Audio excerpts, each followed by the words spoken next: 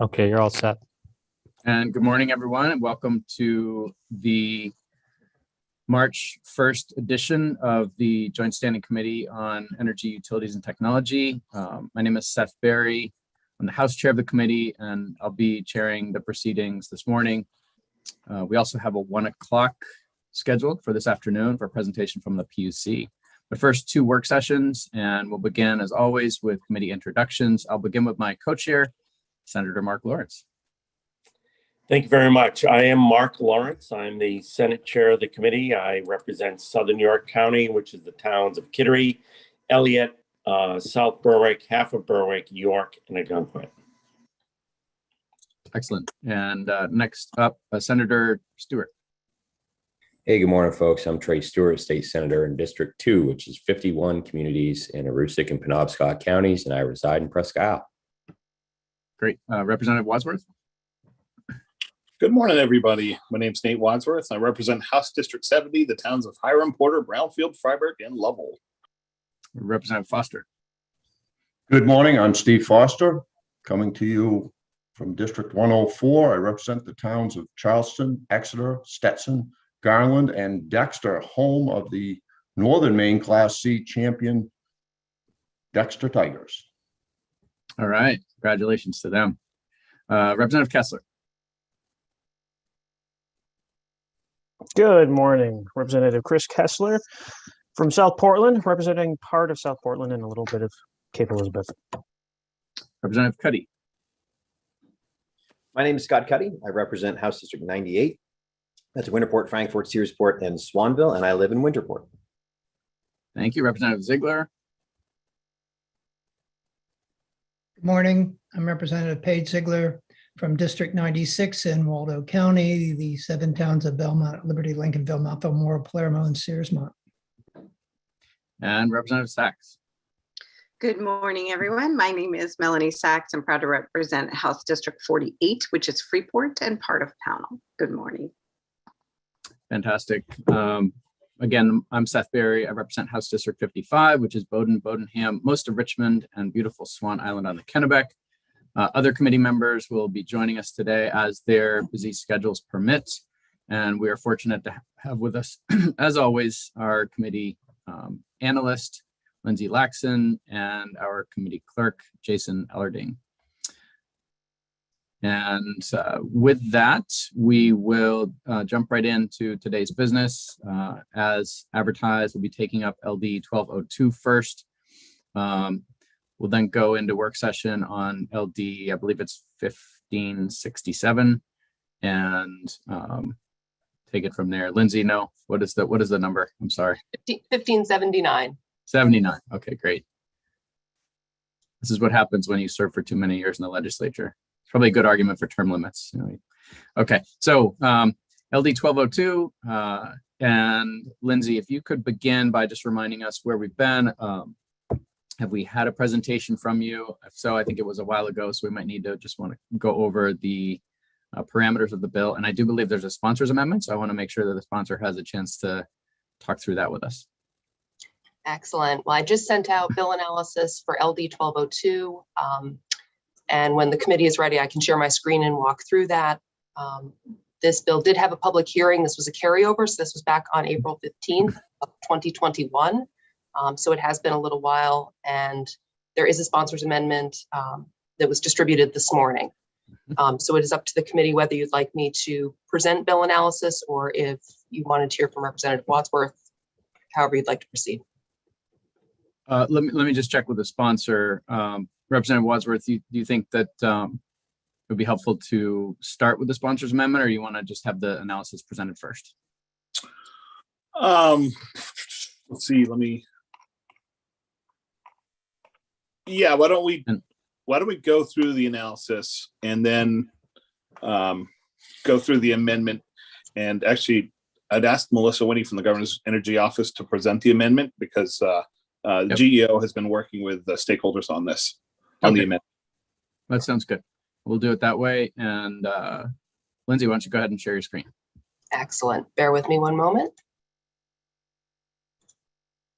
Okay, please confirm if you can see my screen. We can. Excellent. All right. So the bill summary is based on the bill as drafted. It does not include the sponsor's amendments. So, all right, this bill establishes the wood-fired combined heat and power program, CHP, throughout the remainder of this, to be administered by the PUC. The program is established to encourage the development of CHP projects, which are facilities that generate electric heat and power used for industrial or space heating purposes, using wood residue from wood product manufacturing or other biomass derived from trees or other woody plants grown or processed domestically. To participate in the program, participants are subject to limits on net generating capacity between 3 and 10 megawatts inclusive. They must be connected to the electrical grid and have an in-service date after October 1st, 2021. The program in total may not exceed 50 megawatts. However, this amount may be modified by the PUC based on program experience. CHP projects are subject to any otherwise applicable regulatory reviews, and this bill does not limit the authority of the state to use public resources in CHP programs. The bill allows the PUC to direct investor-owned T&D utilities to enter into long-term contracts not to exceed 20 years with CHP program participants for energy, capacity resources, or renewable energy credits. Consumer-owned T&Ds may elect to enter into long-term contracts with CHP program participants.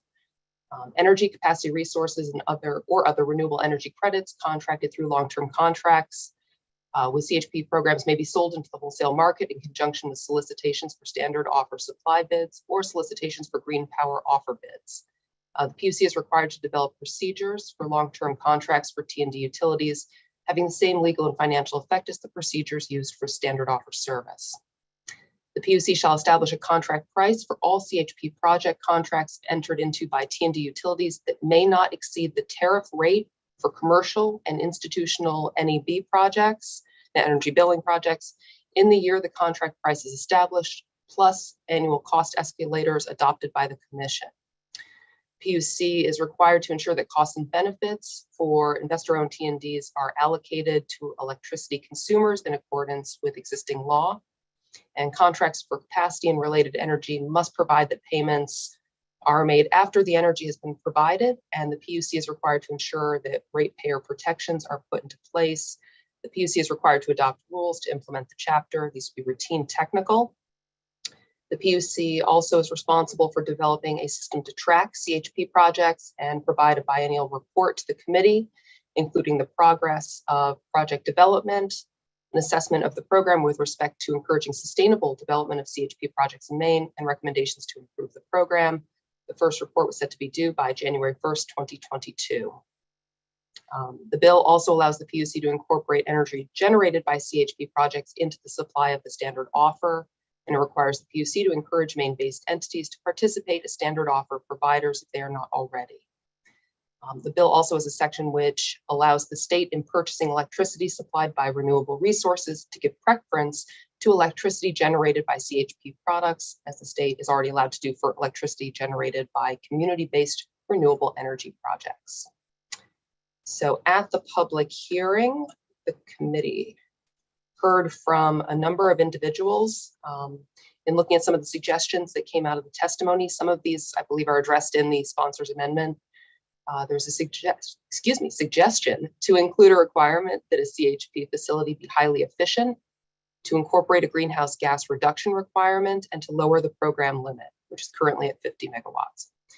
A suggestion to refine the definition of wood fuel as used in the Act. Concerns are raised about the costs associated with long-term contracts and a question of whether long-term contract rates set by the Commission must be at market rates or above market rates. The PUC did comment that they would likely refrain from interfering in the competitive wholesale market for the purposes of procuring standard offer service. In terms of issues for the committee to consider, the committee may want to look at updating the dates just based on the fact that this was a carryover. And the committee had several information requests from individuals who testified at the public hearing. So Representative Barry had requested information regarding upfront versus ongoing fuel costs associated with CHP facilities. Representative Foster requested a comparison of CHP to solar or wind with respect to land area requirements for generation. Representative Foster also was interested in a proposed definition for highly efficient, as that was one of the suggestions that was received at the public hearing, and whether that would apply to just the energy generation or the whole process. Representative Grahowski requested information regarding possible alternative definitions of wood fuel from the Climate Council or others. And Representative Berry requested information regarding biomass classification with respect to carbon emissions for Maine and other states. And we do not have a fiscal impact statement at this time. So with that, I will stop sharing my screen and see if anyone has questions based on what I've presented so far. Questions from the committee? I would find it helpful, Lindsay, to know which of those questions the committee had posed have been answered. As far as I know, I have not. I haven't received any sort of updates to provide to the committee in response to those questions. I did reach out to the individuals or the entities rather to whom the questions were posed to request that they attend the work session. So we may have representation from the Maine Forest Products Council, and I believe Representative Wadsworth said the GEO is here. Great. Okay, I think for me it'll be helpful to get some answers to those questions at some point, but perhaps we can go soon to the GEO since some of those are for them. Representative Wadsworth. Yeah, we do have representatives from the Maine Forest Products Council and Innovative Natural Resource Solutions, if anybody did have those questions. So. But yeah, let's go to the GEO if we can. Yep. Lindsay? Oh, and I apologize. I just want to clarify also, there was a question for the professional logging contractors of Maine as well. Sorry. Yes. Right. Good. So with those questions in mind and on the list in our analysis, let's go to the Governor's Energy Office. And Jason, if you could bring in Melissa Winnie, that would be great. And anyone else that she feels would be helpful at this time.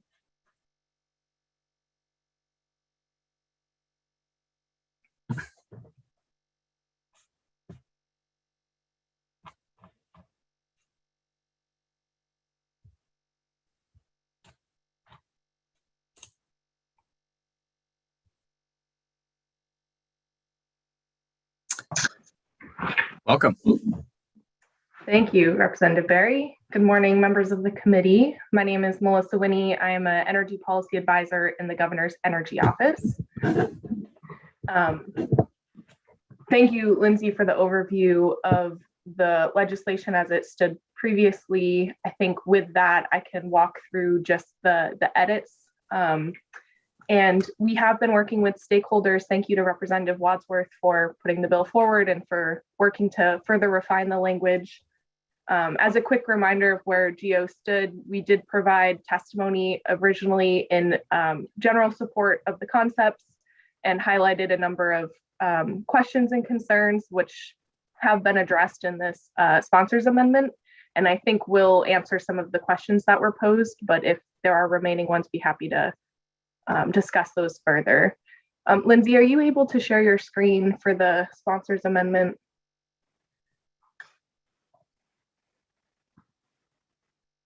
Yes, bear with me one moment. Thank you.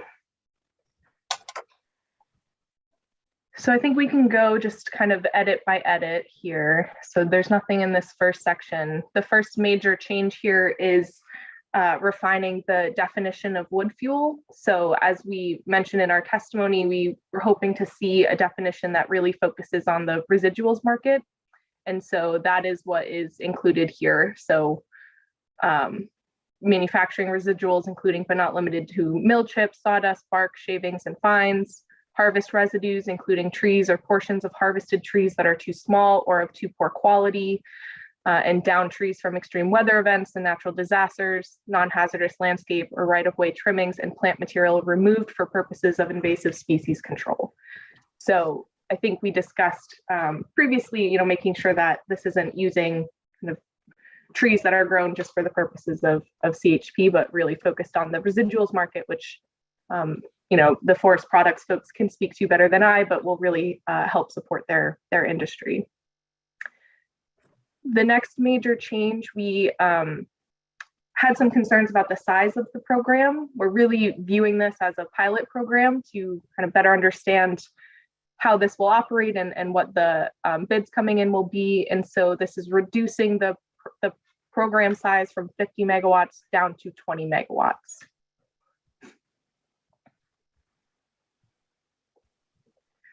The next addition here, so this is language that is very similar to what was included in the Northern Maine procurement.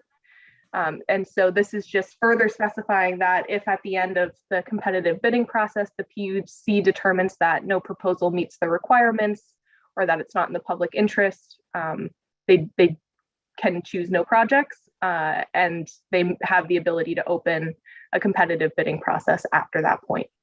So again, very similar, if not exactly the same as what's in the Northern Maine procurement. Number 3 here, we added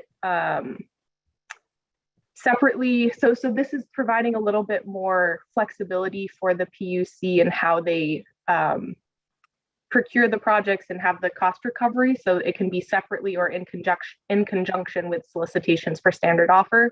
Previously, it was just directing in conjunction with standard offer. So again, allowing a little bit more flexibility. And I think the PUC could speak more to that if there are specific questions there. And then here, number 5, this is where the bulk of the changes were made. So this is around cost containment and also the factors that need to be considered by the PUC in reviewing projects. So what we've done is, we mentioned that we wanted to see efficiency of the projects included as well as greenhouse gas emissions. And so what we did was framed this so the PUC has all of these components to consider along with the cost. And so going through these, the first is the combined efficiency of the project, both of the electrical generation and the heat utilization of the CHP facility, the location of the generation to meet local electric demand. So, that could lead to projects that are producing for on-site uses to have preference. This next section, the language is actually a little bit different than what we had originally proposed, and I can send that around. And we do have Stacy Knapp from DEP to speak to this consideration if there are questions. We were hoping for this to say the net greenhouse gas emissions associated with the project in consultation with DEP, I believe. And I'll send that updated language. But we would like to see that change made here. I think maybe it was just a change that happened in the revising of the language. The next piece is the economic impact to the state. So this is including but not limited to created and retained jobs in wood fuel supply at the wood generation plant and the facility using heat. The next one is considering the generation in terms of changing seasonal time of day and other electricity usage characteristics associated with beneficial electrification. This is also language that is very similar, if not the same, as what was included in the Northern Maine procurement. Again, just getting a little bit more specific in the types of projects that we're looking for. The next is the overall impact on Class 1 and Class 1A resources. And then the last piece is the total cost of the contract.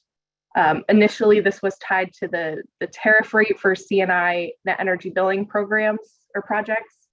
And given that those are, we have the DG stakeholder group that's looking at future NEB program, we thought it'd be better to not tie it to that program, given the ongoing changes. And so here we set a cap of no more than 10 cents per kilowatt hour for these projects.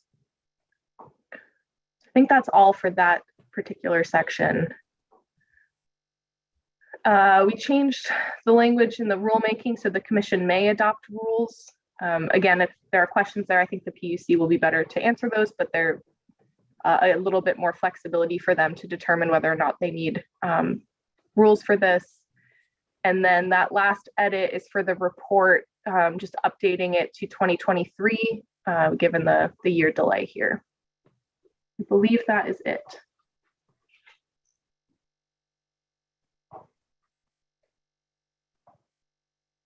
And back to just quickly on the greenhouse gas, the language we were hoping for is net greenhouse gas emissions in consultation with the DEP.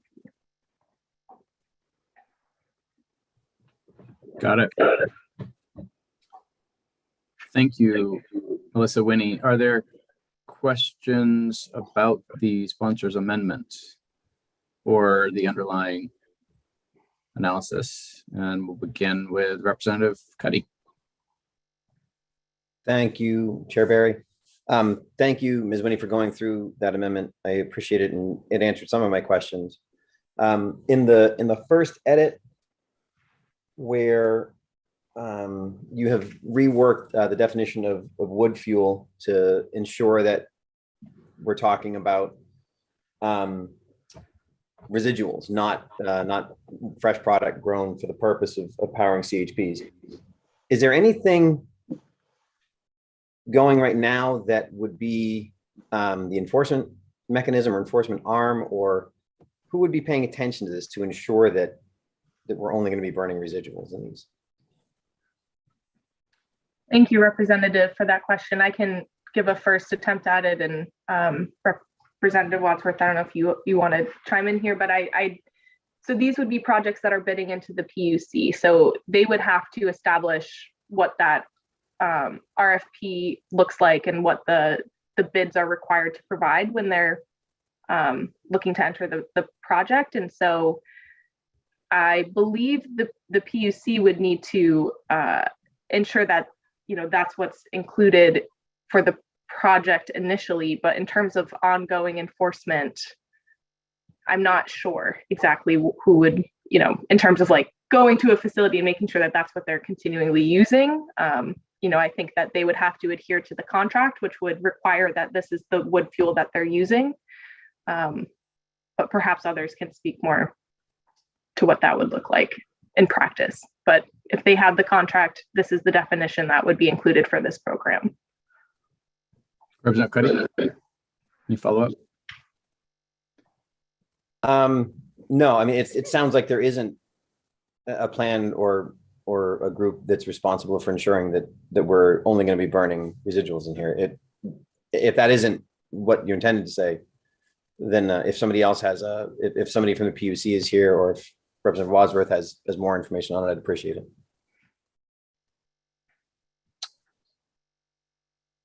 We do have from the DEP, as Melissa Winnie mentioned, Stacy Knapp, who might be able to shed some light on how the DEP would view this. And I believe obviously there are folks from the commission as well to speak to that. I think that's a very important question, Representative Cuddy. We could invite them in now, or do you want to circle back on it? I'm happy to circle back, and there may be a time when they might have 2 or 3 questions they come up and answer, and be a much more effective use of their time. We'll make sure to bring them in and ask about that issue. Representative Kessler. Thank you, Mr. Chair. Good morning, everybody. So I have a couple questions. Can somebody answer on the topic of setting the maximum price at 10 cents? The first thing I'm thinking about is the other economic activities we have going on in the state in terms of reutilizing waste wood product, like the insulation business with GoLab, or making other chemical byproducts and fuels with those residuals with biofine. I'm wondering, have you looked at the impact of what setting the price for this waste wood heat, how that would impact that economic activity? Thank you, Representative Kessler. So if I'm understanding, you're asking about the impact that this could have on the overall residuals market.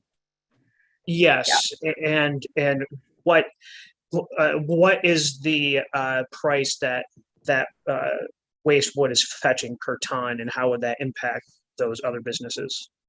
Got it. Yeah, that's a good question. I think there are others on deck that have a bit more expertise in the forest products industry in those markets that could probably answer that question better than I could. So if it's okay with you, I would leave it to those following to help answer. Whomever can, yeah, that'd be great. Okay. Mr. Chair. Representative Wadsworth.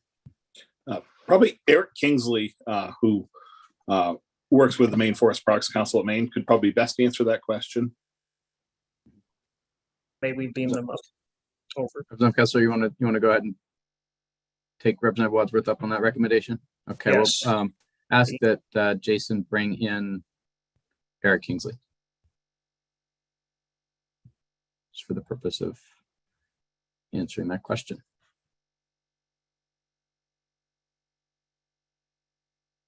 And while Eric is coming, just a reminder that this is an opportunity for the committee to discuss the legislation. We have had a public hearing, so just ask that everyone who's joining us today do so with the understanding that they're here to answer questions that may be posed by the committee, but not to rehear the bill. And with that, welcome, Mr. Kingsley. And did you hear the question? Would you like it to be posed again? I did hear the question, and thank you for inviting me in. Again, Eric Kingsley, I'm a partner in the consulting firm Innovative Natural Resource Solutions, and I'm a board member of the Maine Forest Products Council. Representative Kessler, I should disclose I'm currently working with Biofine and did work for GoLab and some others using wood residuals. I'm not here on their behalf, but I am intimately familiar with their economics.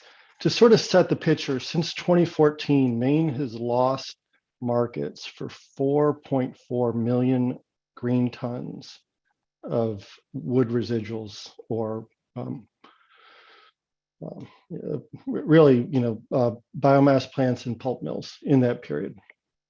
The plants you're talking about, GoLab will use in the neighborhood of 250,000. Biofine will use in the neighborhood of 100,000. This at 20 megawatts would use in the neighborhood of 250,000. We're still well below a quarter of the lost market. And to set the importance here, this is critically important for sawmills in particular. Of course, sawmills buy a cylinder and sell a rectangle, and everything that's not in that rectangle needs an outlet, or the mill can't operate.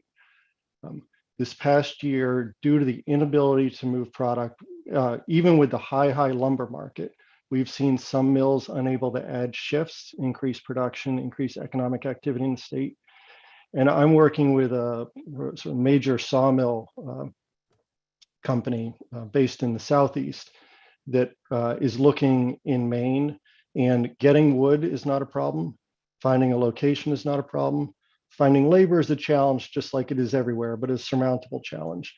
The reason this mill is not going forward at this point is an inability to know that they can move their residuals.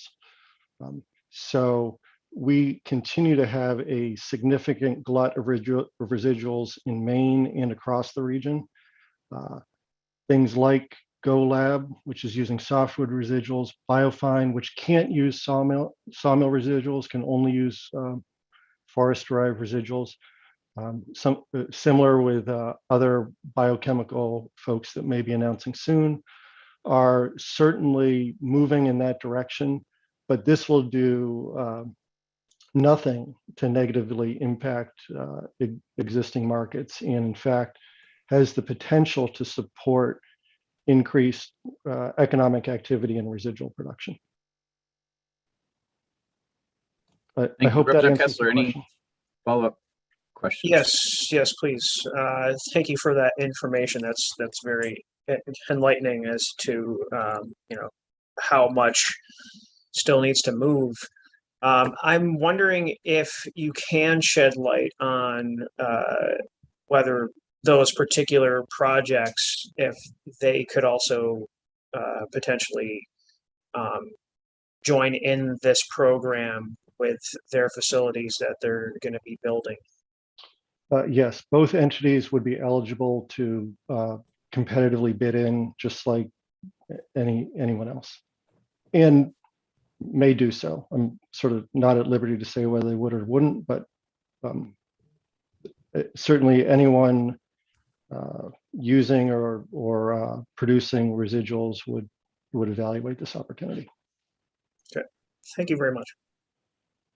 And Eric, if I may, the just with respect to the 4.4 million of lost market in green tons, I think is how you characterized it. Yes. I just wanted to verify a couple things. So green means that it's essentially it's moist, right? There's some of that weight is water weight. About 45% of that weight is water. Great. And how much of that is actual residual at the mill site, as opposed to branches and tops and other refuse in the forest? Yeah, Maine produces somewhere in the neighborhood of 800,000 green tons of mill residuals each year. Perhaps 1 million this past year with some increased lumber production. The rest would be tops and branches in the woods. And importantly, due to some quirks of federal legislation, some of the biofuel and biochemical producers you may hear about, Representative Kessler mentioned Biofine, there are others that are certainly scouting the state at this moment, can only use what's called forest-derived residuals, or those tops and branches. So they don't begin to help our sawmill problem. They're great, we welcome them, they're fantastic. But due to federal legislation, they can't utilize the sawmill residuals. So just to put a finer point on my question, the 4.4 million, I understand that there's about 800 million per year in total green tons that are produced at the mills, if I heard you correctly. 800,000 to 1 million produced at the mills. 800,000 to 1 million tons. Green tons, yes, that is correct. So roughly a quarter of the lost market has been, could be met with sawmill residuals. 800,000 to 1 million green tons are currently produced per year at the mills. Correct. And the market that has been lost is about 4.4 million? Correct. Okay.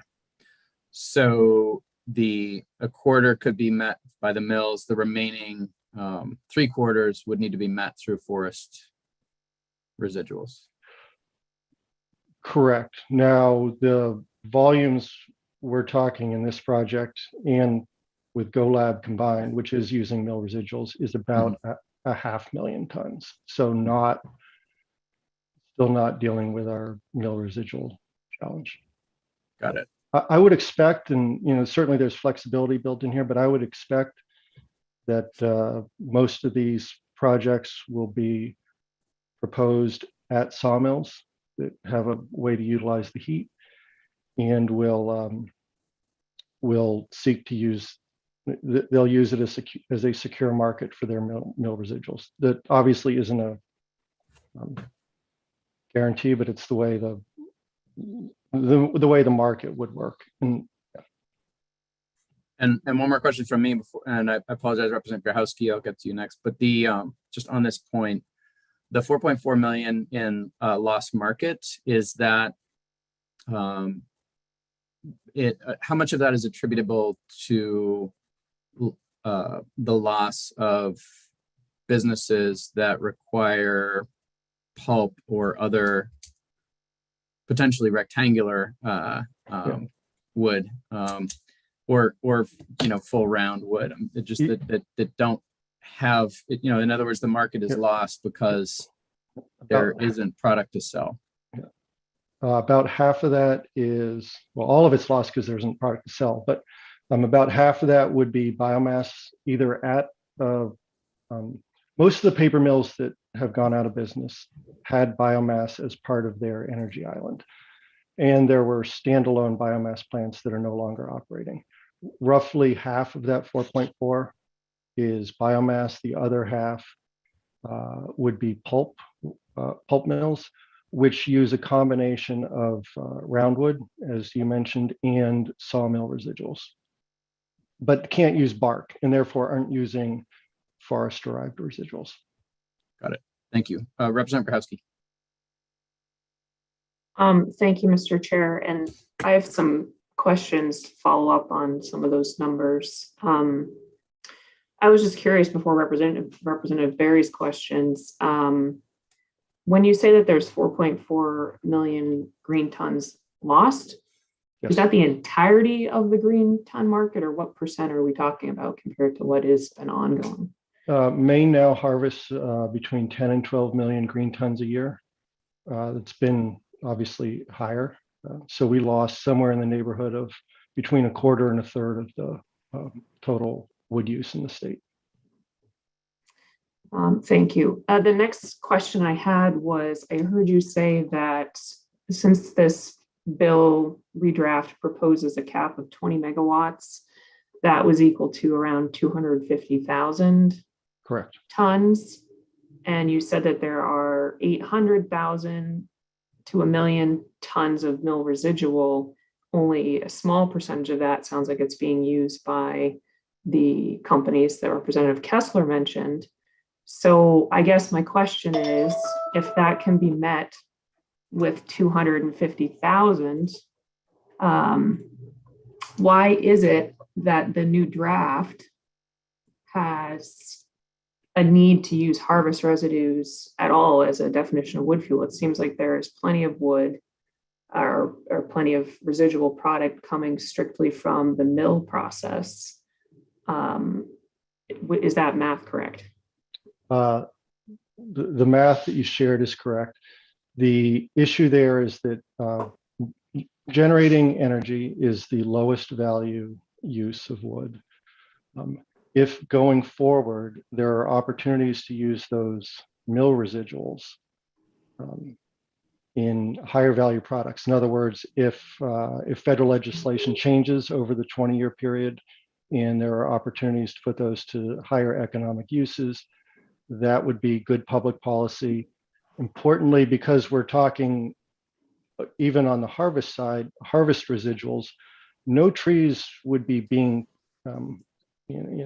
these trees are being cut anyways. When you harvest wood for either pulpwood or saw logs, when you drop the tree to get that lower trunk portion, the tops and branches come with it.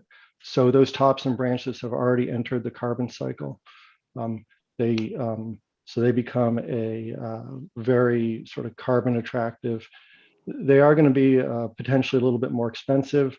But the reason to allow for forest residues in addition to mill residuals is to provide flexibility over the 20-year period so that this state doesn't block itself out of some opportunities right now that they're really at the lab scale, but over the next 20 years, we expect to come to commercial scale. Thank you for that answer. If I may, Representative Berry, related question. My understanding, and correct me if this is wrong, is that when those tops and branches are removed, they're traditionally left in the forest as opposed to being removed in a mill yard or somewhere else. Is that accurate? So they're generally brought to the log landing. And then they are often taken back into the woods if there isn't an economic use for them, an outlet for them. Thank you. My concern here is that we're creating, or I guess it's not significant because of the megawatt hours that you're talking about, but I believe there's an ecological function for leaving residuals in the forest. And And maybe the amount that we're talking about taking out is not significant, but I'm just very concerned that that section B is solving a problem that doesn't exist. And then of course we're shipping these materials, which it's carbon intensive as well, to move these residuals out of the forest and to the combined heat and power facilities, as compared to the residuals at the mills that are, you said it would probably be co-located CHP. So I'm just not sure that maybe there's some sort of analysis somewhere about the economic impact, the carbon impact, including the trucking, the ecological impact of removing that habitat and those nutrients from those areas. I guess I'd rather see that section be removed and added back in by a future legislature if the federal rules change 10 years from now, or the market significantly change. But I'm uncomfortable with the basis for that harvest residues being included here. Okay, I certainly understand your concern, and I may have pieces of the analysis you asked for, but nothing holistic. I can tell you, and I'm sure many of you have seen a tree drop even in your neighborhood from an arborist. When a tree falls in the forest, not all of the branches get to stay with the trunk. And so when the tree is either dropped or skidded out, sort of in my modeling that I do for biomass facilities all over the country, we assume that no more of 50% of the tops and branches that exist in the woods make it to the landing and can be put in a truck. Therefore, that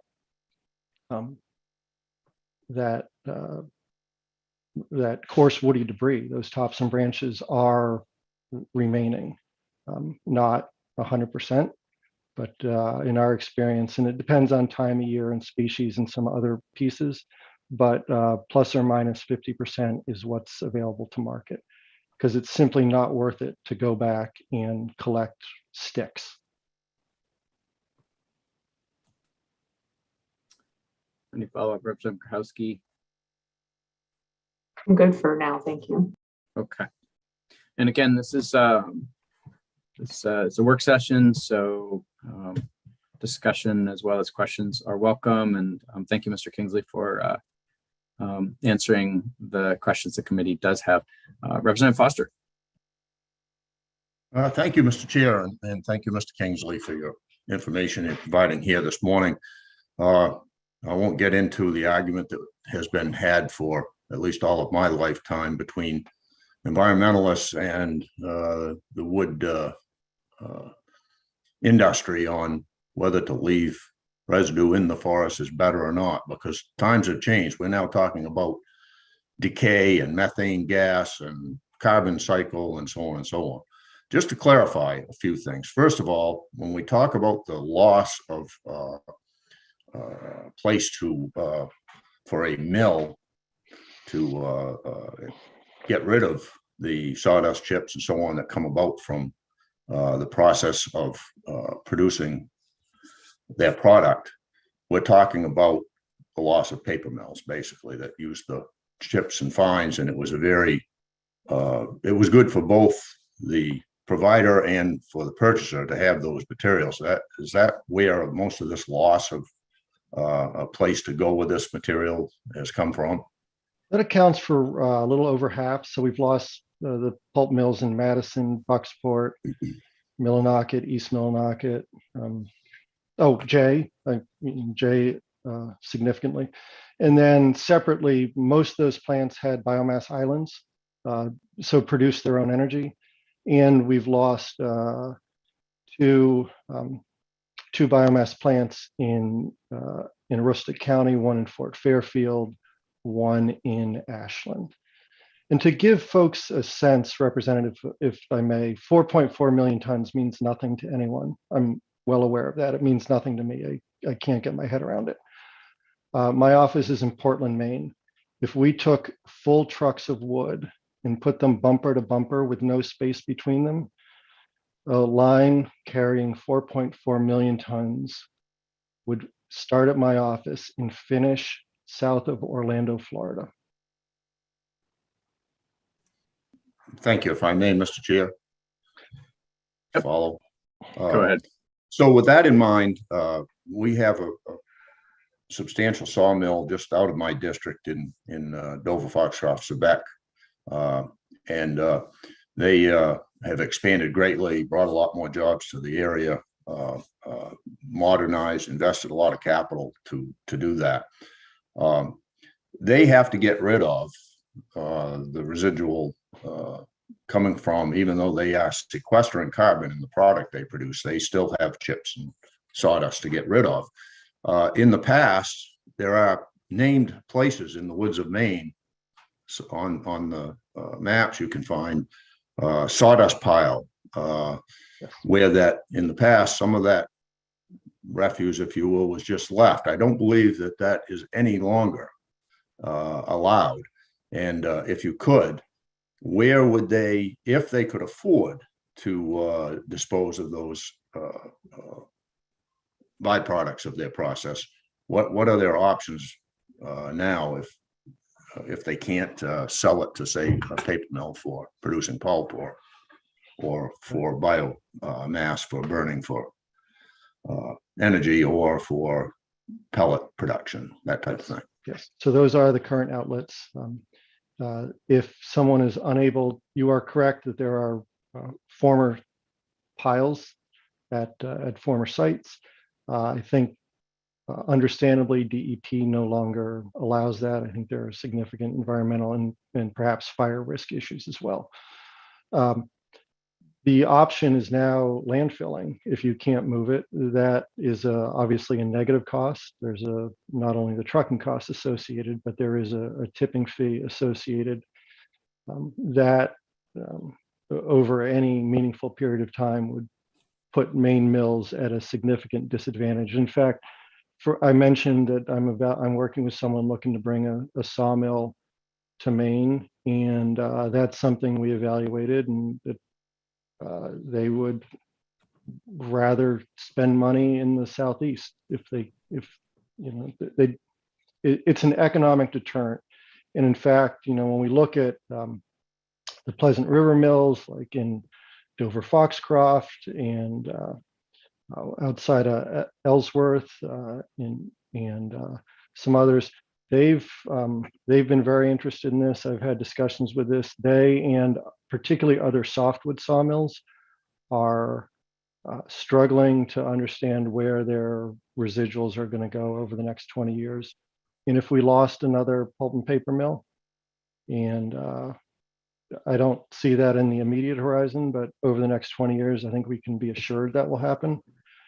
We would almost necessarily lose some of our sawmills as well, absent program like we're talking about today. And one more, if I may, Mr. Chair. Yep. Thank you. Finally, Mr. Kingsley, this discussion about what to do with tops and branches and what's best for the forest and what's best for carbon sequestration and so on and so forth.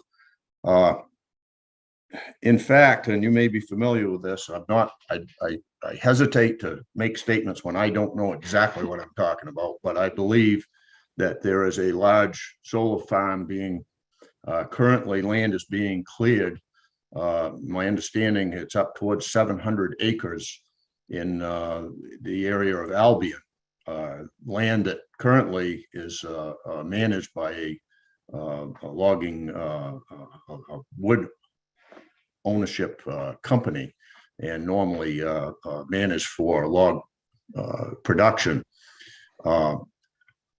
I believe that in the process, after taking out logs, that land is going to be cleared of all branches, limbs, trunks, and I'm sure that product will probably be chipped for other use. I'm not sure if you're aware of that, but would you agree that removal of that material, 700 acres, probably will be a more substantial effort than what may not be removed or what might be left in a normal logging operation? So I'm not familiar with the particular project you're talking about. However, that the solar farms I've seen are really stripped to the ground. They're stumped. There isn't opportunity for regeneration. There isn't a remaining forest. And I'm a fan of solar energy, but I get concerned about any time we lose either productive agricultural land or productive timberland. And just, I know one of the questions that was introduced earlier from previous committee questions is around land use. One of these projects at a sawmill, so already an industrial site, is going to be 3, 4, 5 acres for a 5 megawatt facility, or frankly, for a 10 megawatt facility or 3 megawatt facility. They don't necessarily have to go up and down much, aside from a modest wood yard. A 5 megawatt solar facility is 25 acres, so a fifth or less of the size of comparable megawatt. And then when we talk about capacity factor, of course, these plants are going to operate most of the time. Solar operates on a predictable sun curve. Even more when we talk about actual generation. So there is a difference. Representative, I share your observations about the removals, sort of not making any judgment about solar, but anytime productive timberland is lost, it's a concern to the industry. Thank you. Seeing no other questions from Representative Foster, are there any other questions for Mr. Kingsley? Okay, seeing none. Ms. Winnie did bring up that the DEP is available, Stacy Knapp from the DEP, and thank you very much, Mr. Kingsley. Jason, if you could bring in Stacy Knapp, that would be helpful.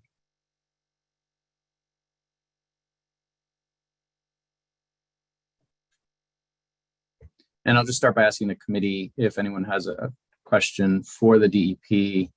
I think some of the previous discussion was perhaps right in the wheelhouse of the DEP.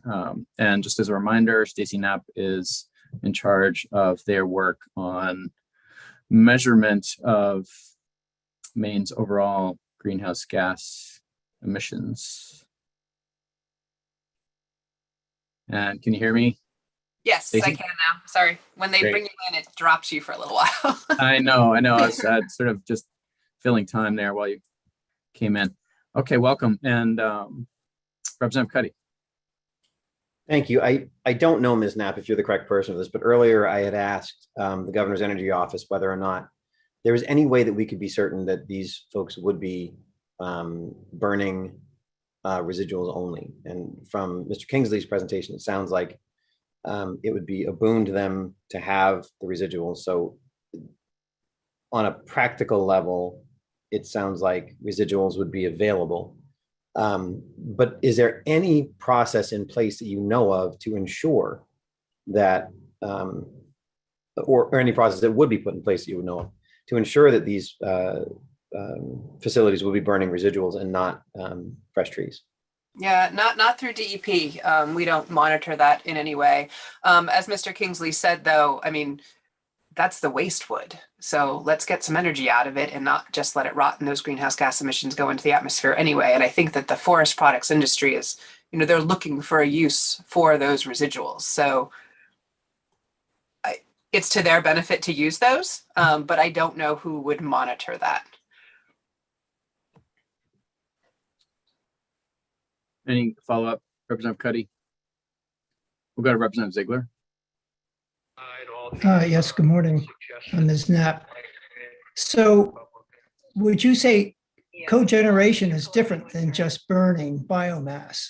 And as far as you said, the energy in a sawmill, and I'm more oriented towards a sawmill because there is a symbiotic relationship, just alone, and I've worked in sawmills and in the woods, so I guess, but that was a long time ago. It seems like you're going to have this, you produce the energy to have this biomass, and now you're going to be burning it to produce more energy. So the only thing you really need to think about is the particulate pollution, possibly, or what's released into the atmosphere. But isn't it more of sort of a win-win at that point, since you've already developed a source of the biomass that you're using then to produce more, and also kilns, which are necessary in sawmills. They use a tremendous amount of energy. And so that seems like that would be very productive and reduce the necessity to draw from our grid. And that's a question more or less, I guess. I can't speak to the process at these facilities. I work primarily in emissions inventory. And so I can speak to the emissions and to sort of the efficiency of that process. And I mean, really, it comes down to this is a waste product that we want to use for energy, rather than having it simply decay and those emissions go into the atmosphere anyway. You know, when you destroy that biomass in any way, those greenhouse gases are going to go into the atmosphere. So let's destroy it in the best way we can, right? And in terms of particulate matter, there are controls. Various facilities, depending on the unit, have different controls to control those emissions. It would depend on the facility what controls they have mandated in their license. But there aren't controls for greenhouse gases. And so that's kind of my area of specialty right now, in this discussion anyway. And so let's kind of get the biggest bang for our buck if we're going to be producing those emissions. And so if the CO2 from that wood is going to go into the atmosphere, let's get some energy out of it. And I know that the forest industry is really looking for a market for those residuals. And so let's put them to the best use we can. Okay, so I'm going to go to Representative Foster, and again, just really, I'm particularly interested in Ms. Knapp's ability to help us with the greenhouse gas specifics and the measurement. Representative Foster. Thank you, Mr. Chair, and thank you, Ms. Knapp. So from past experience, I know that landfills can be very expensive alternative. And even if you own your own property in your own landfill, a lot of regulations and so on and so forth, it becomes a very expensive proposition. And I, quite frankly, don't believe it's viable for most of these mills to go that route. But I'm more interested in your opinion on how your department would feel about that alternative, even if they could afford to go that way. Thank you. In my opinion, let's keep wood out of the landfills unless we can't burn it. You know, there's some wood that you can't burn because it's been treated with various chemicals. And so there are other reasons. But if this is raw wood, let's get some energy out of it and not just let it rot in a landfill. I mean, A, it's going to fill up the landfill, which is a problem. But B, we can be putting it to better use. So let's do that. I think the best way we can support the forest industry is to make the best use of all of their products and all of the waste. Behooves all of us. Seeing no follow-up from Representative Foster, we'll go next to Representative Grahowski. Thank you, Mr. Chair. And this might be a question for someone else at DEP, but I find it hard to believe that these residuals would be going to a landfill instead of one of our waste to energy facilities, especially when we know that at least here in Orrington, they're shipping plastics from Ireland for lack of materials to burn and, you know, maintain their bottom line. So is there any evidence that these materials are actually going to landfill instead of to our current incinerators? I don't have numbers. I don't. But if it's going to, I know some wood is going to landfills, but I don't have exact numbers. And we'd like to keep wood out of the landfills, assuming it can be burned. As I said, there is some wood that cannot be burned. C and D wood, that sort of thing, gets more complicated. But yeah, if it's being combusted in another way for energy, then that's a possible solution as well. And some of it might be going in that direction. I am not sure. C&D standing for construction and demolition. Yes, sorry. Yeah. Thank you. Representative Grahowski, any follow-up? It just seems like we're straying into ENR territory a little bit with our waste management plans. Yes, and not the first time this committee has done that. Unfortunately, for better or for worse, this does appear to be a cross-cutting issue. Representative Ziegler. Yes, you are going into ENR material. Matter of fact, we're dealing with that bill right now. Just as a point of fact for Representative Grohowski, Northern Ireland has its own, they're burning their own plastic now. The BBC Ireland sent me a release. They were very excited about it. So they are no longer shipping it to us, but waste to energy as we're using there is very, very low. We should reuse, recycle as far as hierarchy. So we're not talking about burning plastic. We're talking about burning residual wood, which is a different story. We always do like to run by that. If Hanley votes. Representative Ziegler, there seems to be a radio on in the background. It's a little hard to hear you, but I think we captured that. Representative Grohowski, did you want to respond since that was directed to you? To continue to be land applied.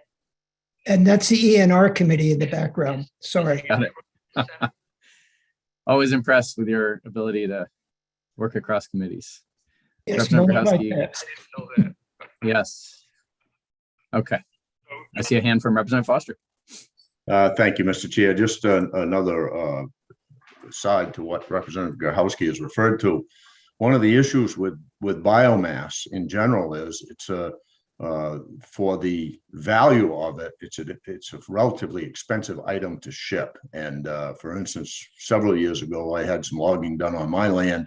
What couldn't be used for anything else was taken over to the Sappy mill 40 miles away to be burned as biomass. And I got little or nothing per ton from that. It barely paid for trucking it over there and the return trip. So that's one of the issues here. So when you look at a large sawmill that's producing a lot of residue, if they have to ship it very far, they can't burn it on site or whatever, it becomes economically, if they can break even, they would be doing well. So I think that's part of the issue, and there is not the demand. The paper mills used to favor sawdust, especially those making softwood pulp from those type of mills, and like the mill in Jay, that pulp mill is gone. So, thank you. Thank you, Representative Foster. I guess I'd like to ask you, Ms. Knapp, for a little more specific numerical information, if I may. I appreciate the policy advice, but I think ultimately the committee will have to decide for itself what the best policy is. I'm really interested in understanding what the science and the data are telling us. So with that preface, I want to ask you if you can,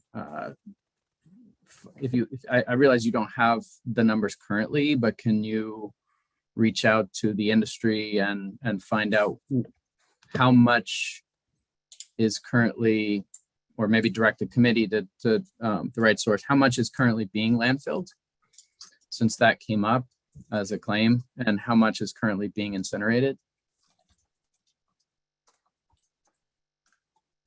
I'm not sure the best way to get that data, but because I'm not entirely sure of everybody we would be talking about. But if we know that, then we can simply survey those facilities. It sounds like we know quite a bit. Mr. Kingsley characterized the total lost market as 4.4 green tons. He characterized the current residuals from mills, if I understood correctly, as being 800,000 to 1 million green tons.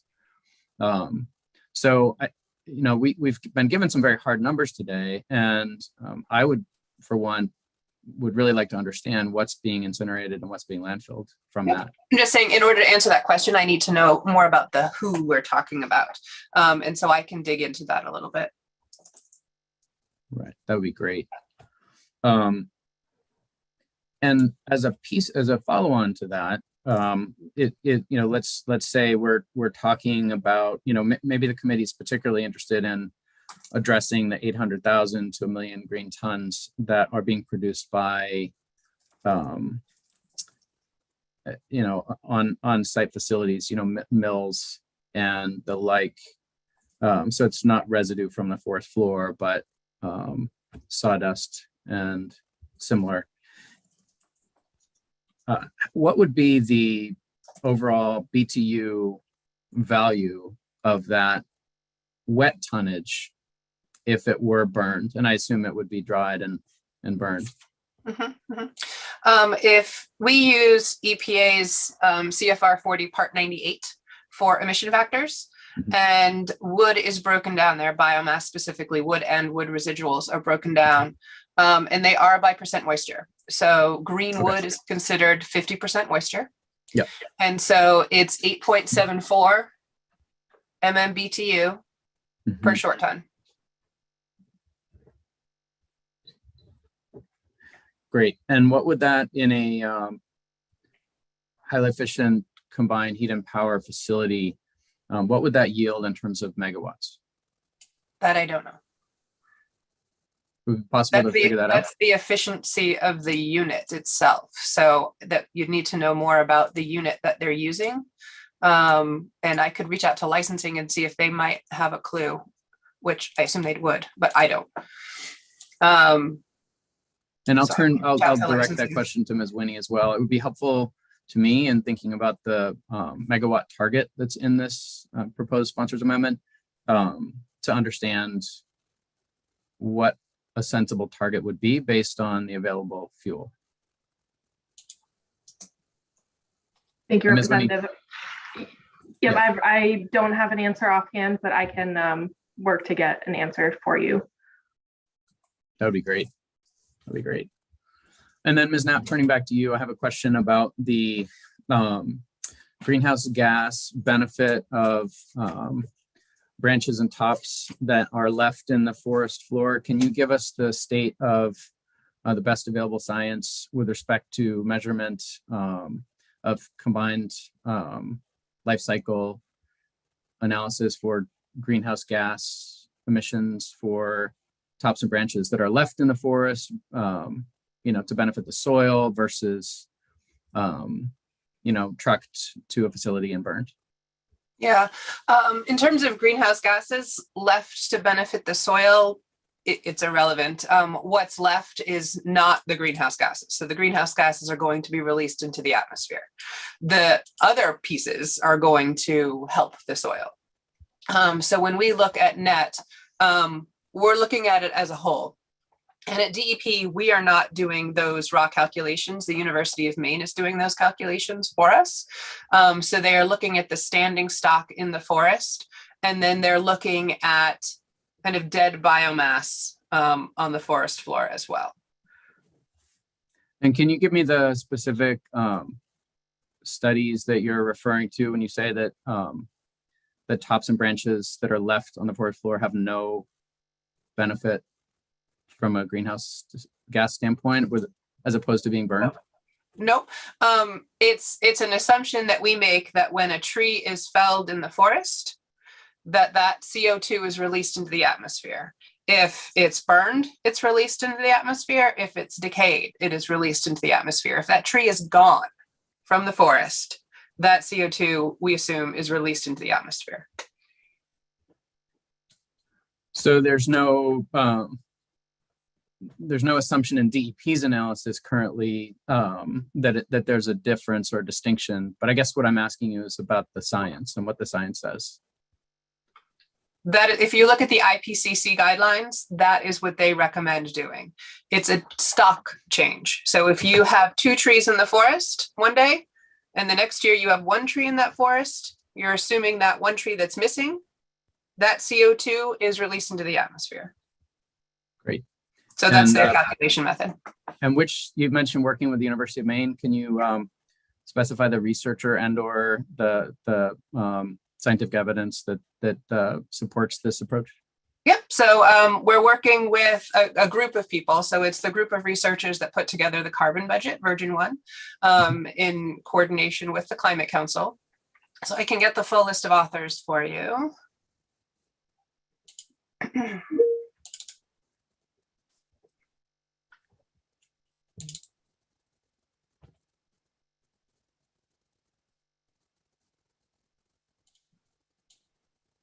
I appreciate that if a tree falls in the forest discussion here. Yeah, it's a stock change assessment. That's the only way we can do it, for the entire state. Okay, so let me look at this list of authors here.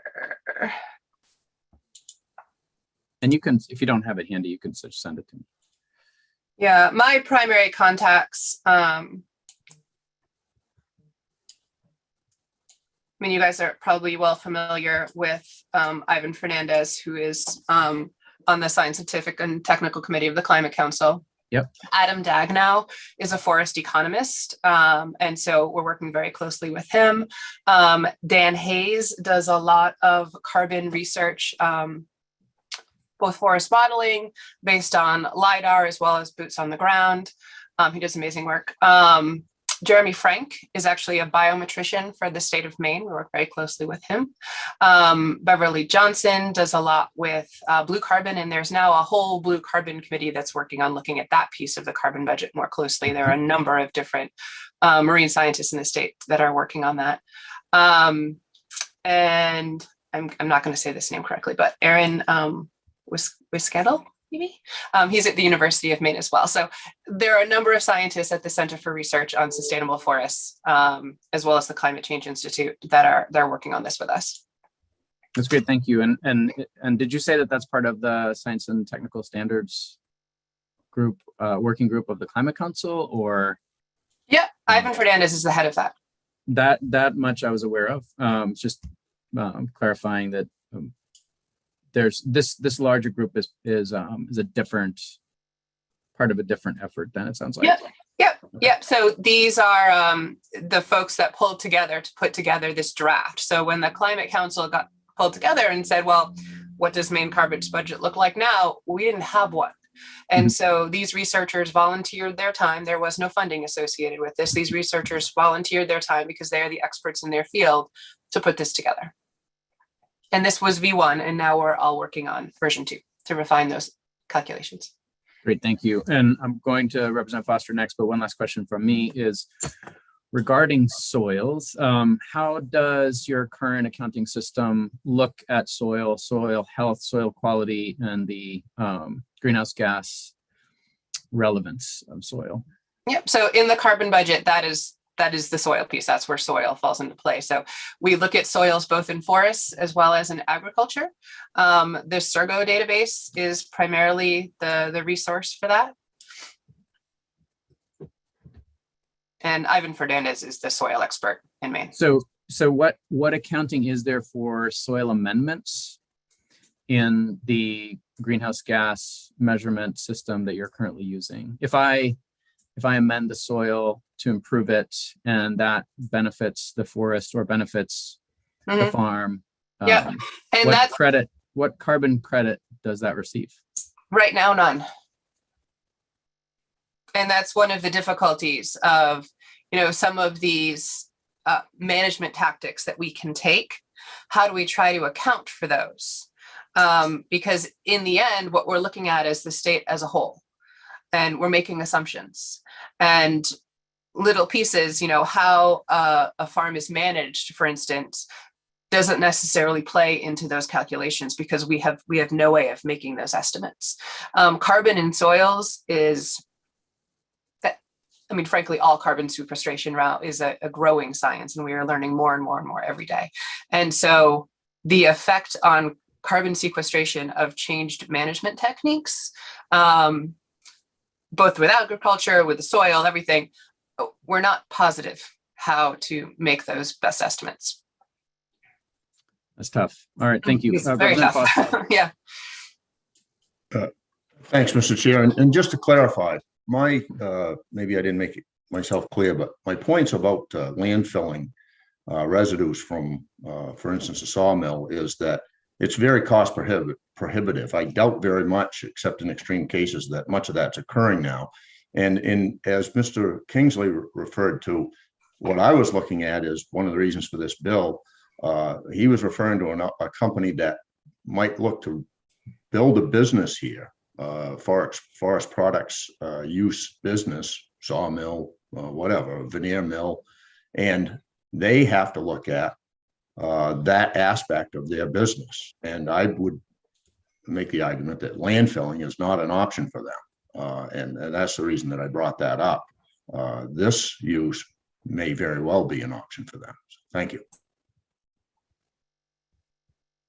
Great. Any other questions for Stacy Knapp from the DEP? I do have one.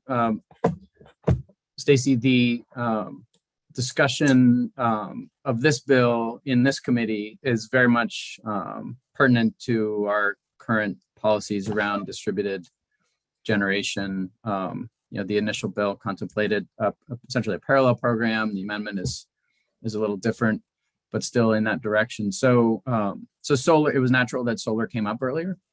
And I would love to know from you what your calculations assume for an acre of solar farm, or pick a number, whatever the geography is, an acre of solar farm versus an acre of forest. What's the comparative value of each from a greenhouse gas standpoint? So I don't have those exact calculations, but are you asking in terms of the energy produced by an acre of solar farms versus the carbon sequestered? An acre of forest? The net climate impact of each from a life cycle analysis standpoint, ideally. Yeah, I do not, and honestly, I don't know that I know about I don't know how you would go about comparing those two. Well, one way would be to, I'll give you a specific example. So a typical 5 megawatt solar farm takes up about 20 acres. So as a hypothetical, give me 20 acres of average forest in Maine. Give me, as an alternative, a 5-acre solar farm, and tell me what your accounting methodology would come up with for each. So just energy produced versus carbon sequestered. Correct. I don't know. I have no idea. For our greenhouse gas reporting, we do not look at solar farms at all. And the reason, I'm sorry, just 5 megawatts of renewable energy? I think the question is, you're displacing, let's say, natural gas, or look at I think that's the missing piece in this. Yeah, you don't know what you're displacing. If you're if you are displacing fuel oil or natural gas, there's obviously going to be a different sort of credit, so to speak. And that is in fact how we account for solar in our greenhouse gas inventory, is simply by the lack of the other fuel being used. So we account for the greenhouse gas emissions by looking at the fuel combusted in Maine primarily. That is 90% of our emissions. And so when you increase solar, you simply decrease that fuel use. That's right. And the marginal fuel in New England is natural gas. So Representative Grahowski's right on the money as usual. My question was better phrased as displacement of 5 megawatts of natural gas through a 5 megawatt solar installation, which, just to be clear, that's capacity. So that's not necessarily its overall production. The overall production might be about half of that versus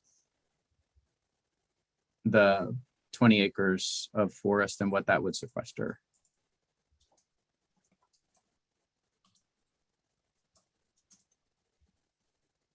Okay, so we're assuming 5 megawatts and versus 20 acres. That's right. Yeah. Okay. Is that something that's easy to just? I have no idea. I've never done such an analysis before. What I would need to figure out is how much, what we have to talk to University of Maine to find out what is the assumption, and can we take that assumption for the carbon sequestered in Maine and get that down to a 20-acre estimate, assuming that it's a kind of homogeneous 20 acres average for the entire state of Maine. And then figure out the energy produced. I don't have any greenhouse gas emissions for solar. I can tell you what the greenhouse gas emissions would be from generating 5 megawatts of energy through natural gas. That's what I have to try to figure out. And right now, all I can tell you is the emissions from how much natural gas you're using. So I need to figure out how much natural gas is required to be used to generate 5 megawatts of electricity. And I don't know that. Got it. But I can probably figure that out. Thank you. I'm, just to give you a sense of what I'm trying to ground truth here is, I've read reports in the literature that an acre of solar might have about 8 times the carbon benefit of an acre of forest. But I think, as we've discussed, that's a bit location specific, and it would be helpful to know how Maine's current greenhouse gas accounting would look at that question. So I appreciate your digging into this for us, and I look forward to that follow-up when you're able. Representative Foster. Thank you, Mr. Chair. And this is anecdotal, but in past conversations with James LeBrecq, I've asked that exact question. His response was that through analysis he and the late Professor Hill did, in fact, an acre of solar will have more benefit than an acre of forest land that was taken down for it, when you're only talking about the reduction in carbon emissions versus sequestration. However, and that's one reason I haven't used it as one of my arguments in the past. However, this bill, what we're talking about, is a much different and much more complicated issue than just that one factor. And we are talking about forest management. We're talking about jobs that can be saved and or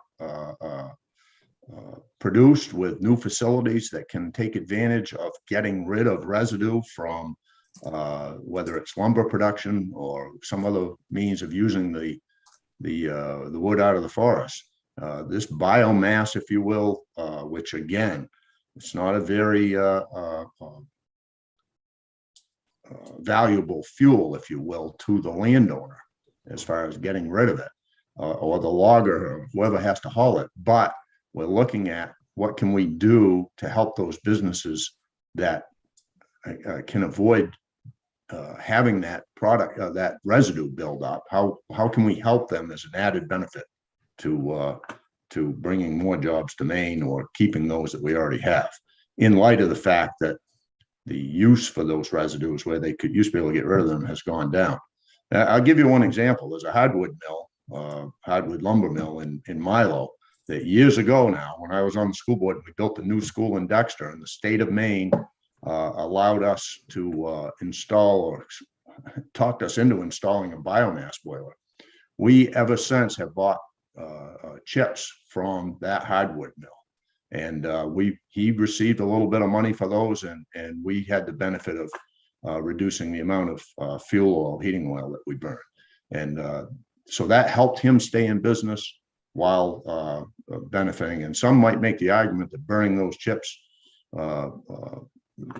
did or did not add to the overall carbon cycle.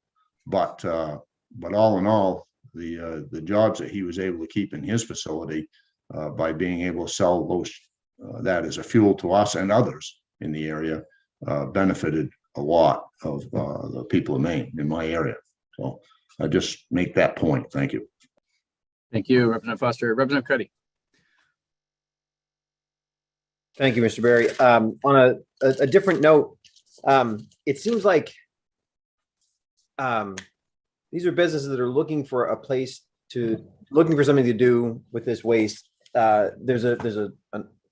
We've been told there's a stream of waste. We've been told that there's a need for something to do with it, and folks have the ability to generate power with it. Why are we at a point where we're looking to have the PUC put out higher than market rates for these projects when it sounds like, given the extremely high prices of electricity because of natural gas, it sounds like it would be cost effective to do it right now. Is there, early on with solar, the argument was that you're going to need these higher than market rates, solar or wind, higher than market rates in order to establish credit, in order to make this go. Is that where we are now, or why are we having it brought to this committee at this point, as opposed to it just being built? It sounds like it's financially feasible to just build it right now. And I don't know if that's a question for GEO, or if there's somebody in the participants list who would be better suited to answer it. I don't know the answer to it. Anyone want to take that question about the economics?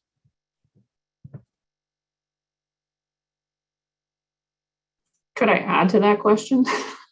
Representative Grassley. Is that allowed? Friendly amendment to the question.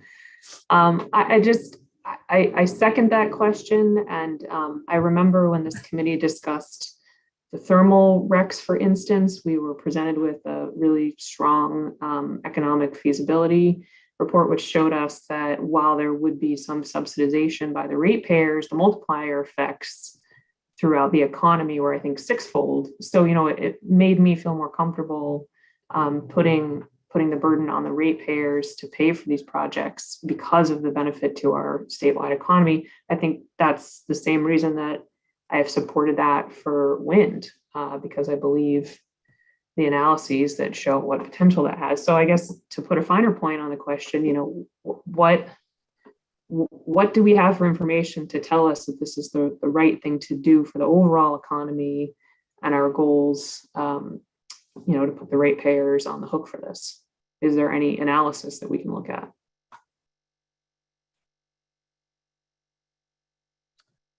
I think I do see a couple of hands in the attendee column. So maybe a couple of folks that want to take a stab at those questions. And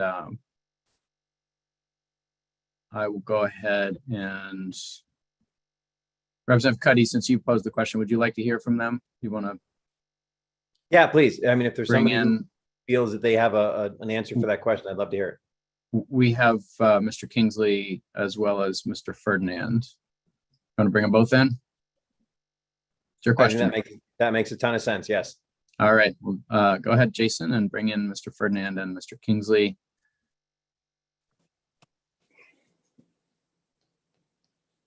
Mr. Ferdinand, nice to see you.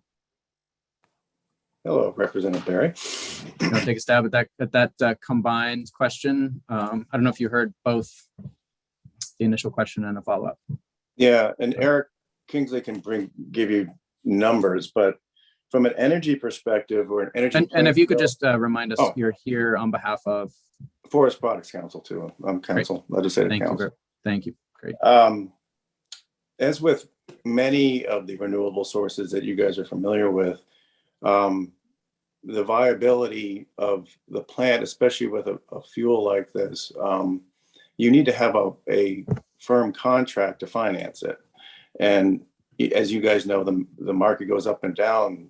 And if you're trying to finance something based on volatile markets, it's very difficult to do. So the projects that we've seen in Maine that are still existing, the Robbins project was under the community program.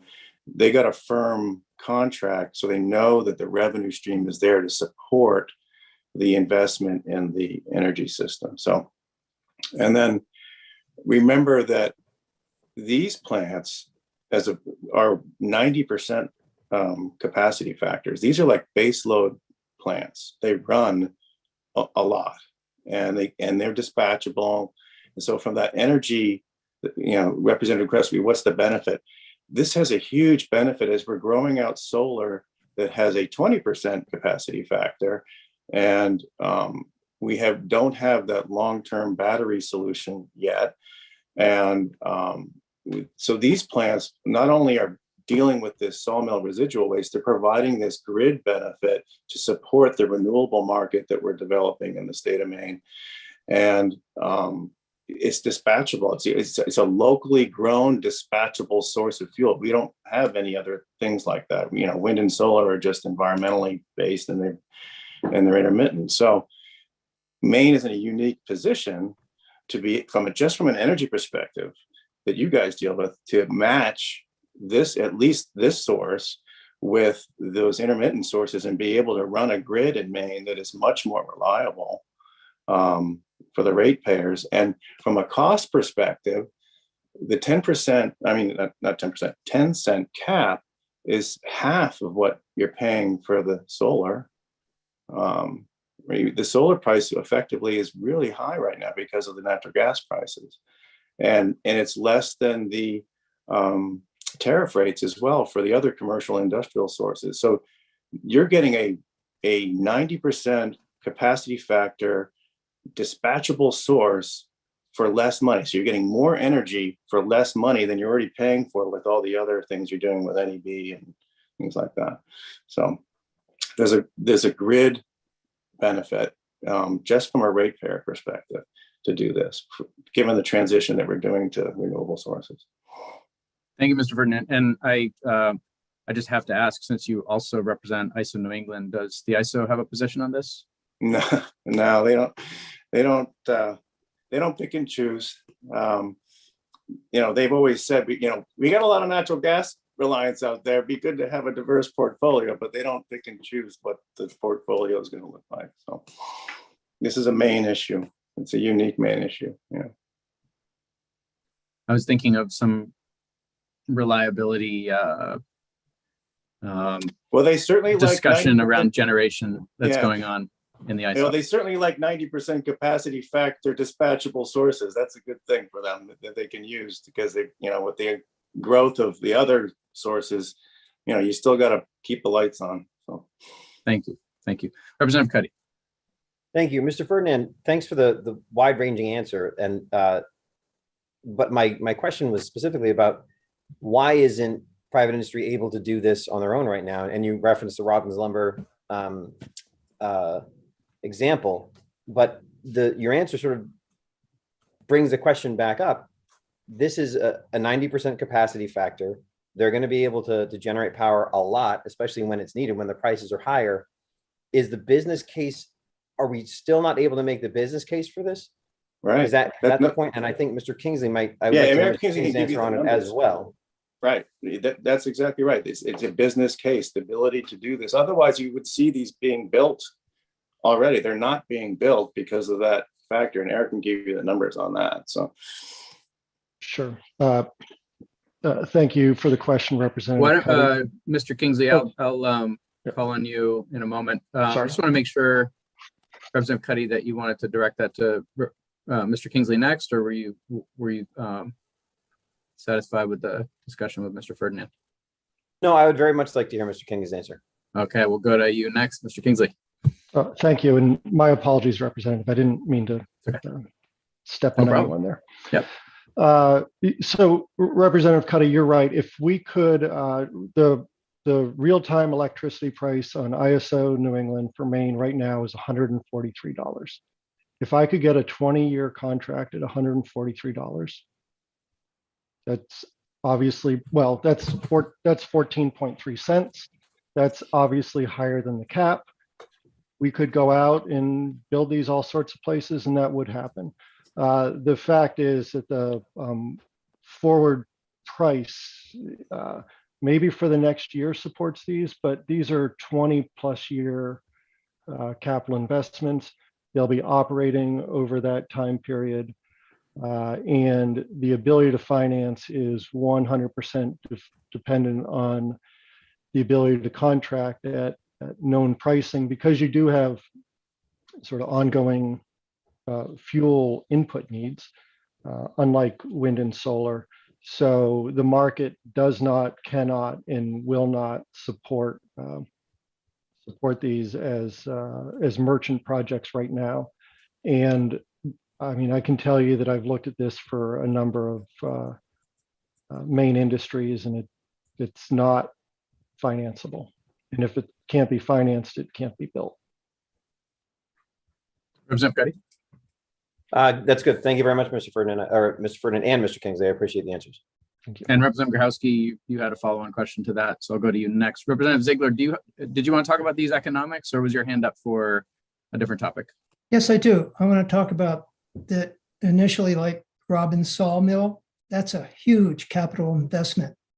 And right now they're having to replace their turbine. This is all new technology in some ways for this cogeneration. And this is just beginning. So I think that we should support a model that would function on cogeneration. I mean, it's very expensive, and sawmills they're not huge paper and pulp mills. They're usually much smaller scale, and they need some help with upfront capital. Great, thanks. Representative Ziegler, Representative Grahowski. That's a question that I want to ask Mr. Kingsley. Is he in agreement? And I think he just said he was in agreement with that. Is that true, sir? Representative Kingsley, so excuse me, Mr. Kingsley. Thank you. I haven't and don't expect to run for office. So, and I appreciate that all of you have and are here. Yes, absolutely. These are continually evolving technologies. Maine sawmills, not universally, but they are largely family-owned small businesses. They don't have deep pockets. Importantly, the way this bill is structured, it's a power purchase agreement effectively. So there isn't upfront capital. The state isn't taking risk on that. But with the power purchase agreement, someone's able to go to the market, get capital, and when and only when they produce power are they paid. So the Robbins example that you shared, Representative, they are having to replace a turbine. They're taking some significant downtime, and that turbine hasn't been producing at nameplate capacity. So for all of that time, they're not producing. They're not able to enjoy the benefits of the program they're under, and therefore ratepayers are saving. Obviously, there are a whole lot of grid and economic benefits that aren't coming, but it's not being paid for. Representative Ziegler, you all set? Yes. Okay. Representative Grahowski. Thank you. I did have a clarifying question and then a point.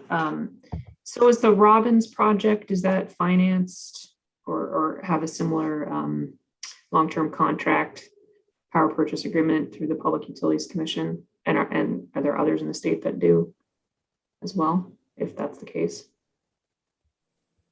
Yes, Representative. Both Robbins, which operates as Georges River Energy, and Athens Energy, which is associated with the Maine Woods Pellet Mill in Athens, Maine. 5 or 7 years ago, I'm sorry, I don't have the exact date, but were beneficiaries of a state community power program and received just under 10-cent PPAs, 20-year power purchase agreements. Were able to finance and build their facilities. And this project, this legislation that's in front of you today is modeled on that. In answer to your previous question about economic analysis, a few years ago, my firm did some work for Maine, the Forest Opportunity Roadmap Maine, which is a public-private partnership. Didn't directly address exactly what's in this legislation, but I think hovered around it, and I will find the relevant sections and get it to the committee. Again, it wasn't certainly laser focused on either this legislation as proposed or as amended, but I think gets at the general question. Thank you. And do you know off the top of your head what the capacities were of those two facilities? They're both, they have I'm sorry, the capacities are a little under 10 megawatts for both. They're in the 8 to 9 megawatt space, and they have a capacity factor of about 90%, which means they're operating 99 out of every 10 hours over the year, about 8,000 hours a year. They're both combined heat and power projects. At Robbins, they're fueling kilns, and at the Athens Energy facility, it's used in the drying for wood pellets. And that I think for that brings another question in my head, which is that usage mostly behind the meter for their own operations? They are selling the bulk of their power onto the grid. Representative Krowski, anything else? No, I just wanted to remind the committee of what Representative Foster loves to remind us, which was that the latest PUC contracts had us at 2.8 to 4.2 cents per kilowatt hour for grid scale solar and some wind, I believe. The smallest of which was 10 megawatts, so sort of the upper end of what this bill contemplates per project. As compared to the 10 up to 10 cents authorized here. And we do know that this smaller scale DG NEP programs are more expensive, but I just wanted to remind everybody that that's where we're at with other types of generation. But I hear your point, Mr. Ferdinand, about the dispatchability of these particular resources. Yeah, and so we're sort of pricing, we're in between those two models, the grid scale versus DG. Just a reminder to work through the chair. And Representative Krowski, anything else? Great. Okay. First of all, Representative Sachs, is this a question for Mr. Ferdinand or Mr. Kingsley? Is this more general discussion for the committee that you have? That's for the GEO, Mr. Chair. Okay. I'd like to wrap up with any further questions for Mr. Kingsley or Mr. Ferdinand, if we could, and then we'll go on to the GEO. Well, if you can hang on to that, that would be great. And we'll go to Representative Foster next. Thank you, Mr. Chair. Mr. Kingsley, in regards to economics, Representative Grahowski referred to the grid scale solar coming in at low rates, and I have brought that up many times. In regards to earlier discussion about what is obviously a request to subsidize this with ratepayer monies. Obviously, solar and wind, we're looking at some pretty large subsidies. If we took away all their subsidies and they had to compete for this commercially on a commercial scale, I think it would be a different story. But my question to you is, if we were to modify the net energy billing portion of the what was LD 1711, the solar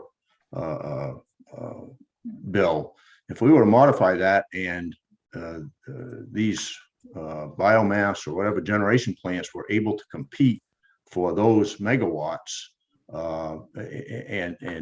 and offer rates in comparison to the subsidized rates that are now being paid or will be paid to solar farms, do you think that that would change things for you? In other words, if we took that total number of megawatts and said, let's see who can best provide energy on an ongoing basis at a certain rate and re-award those or rebid those, would that benefit the this industry that we're talking about here in this bill today?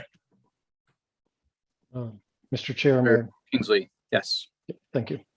So, Representative, I'm afraid I'm not entirely familiar with the legislation you're discussing. So I don't want to give you a misleading answer. It sounds like there could be a discussion to be had there, but I really respect what all of you do, but I spend my time doing other things, so I don't I don't know the particulars of that legislation. What I would say relative to the subsidy or economic support being asked for here and competing against other renewables, I want to remind you that, and I'm involved in a wind power project, I'm involved in some solar projects, I'm fans of both of those. The ongoing economic impacts, once they've been built, are relatively modest. There isn't much in the way of staffing on a per megawatt hour basis. There isn't any fuel input. It's actually one of the economic benefits that those achieve. So there's some a different level of ongoing economic activity and economic benefit to the industry, to the state, that is achieved through the use of biomass combined heat and power. And it's for that reason that we've requested a specific carve out. Any follow-up, Representative Foster? Yes, thank you, Mr. Chair. So, Mr. Kingsley, let me just kind of rephrase that, if you will. I understand what you're saying. And I'll be very honest, I'm a little bit uncomfortable with this bill because even at a 10-cent cap, we are asking ratepayers to add on to basically net energy billing costs that are already going to shock them when they see what's coming down the road. But my question, I'll rephrase it to ask you, are you comfortable with this 10-cent cap, that it would still be a viable project for those who might be interested in doing so? Yes, I am. Great.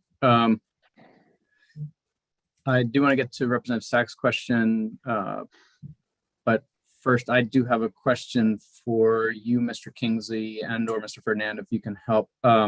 Earlier, I posed a question to the GEO and the DEP, and I think the answer was, you know, they would get back to me, but I just wondered if you could address the question of, you know, what does a million, give or take, or, you know, 0.08 to a million green tons represent in, you know, if converted to megawatts?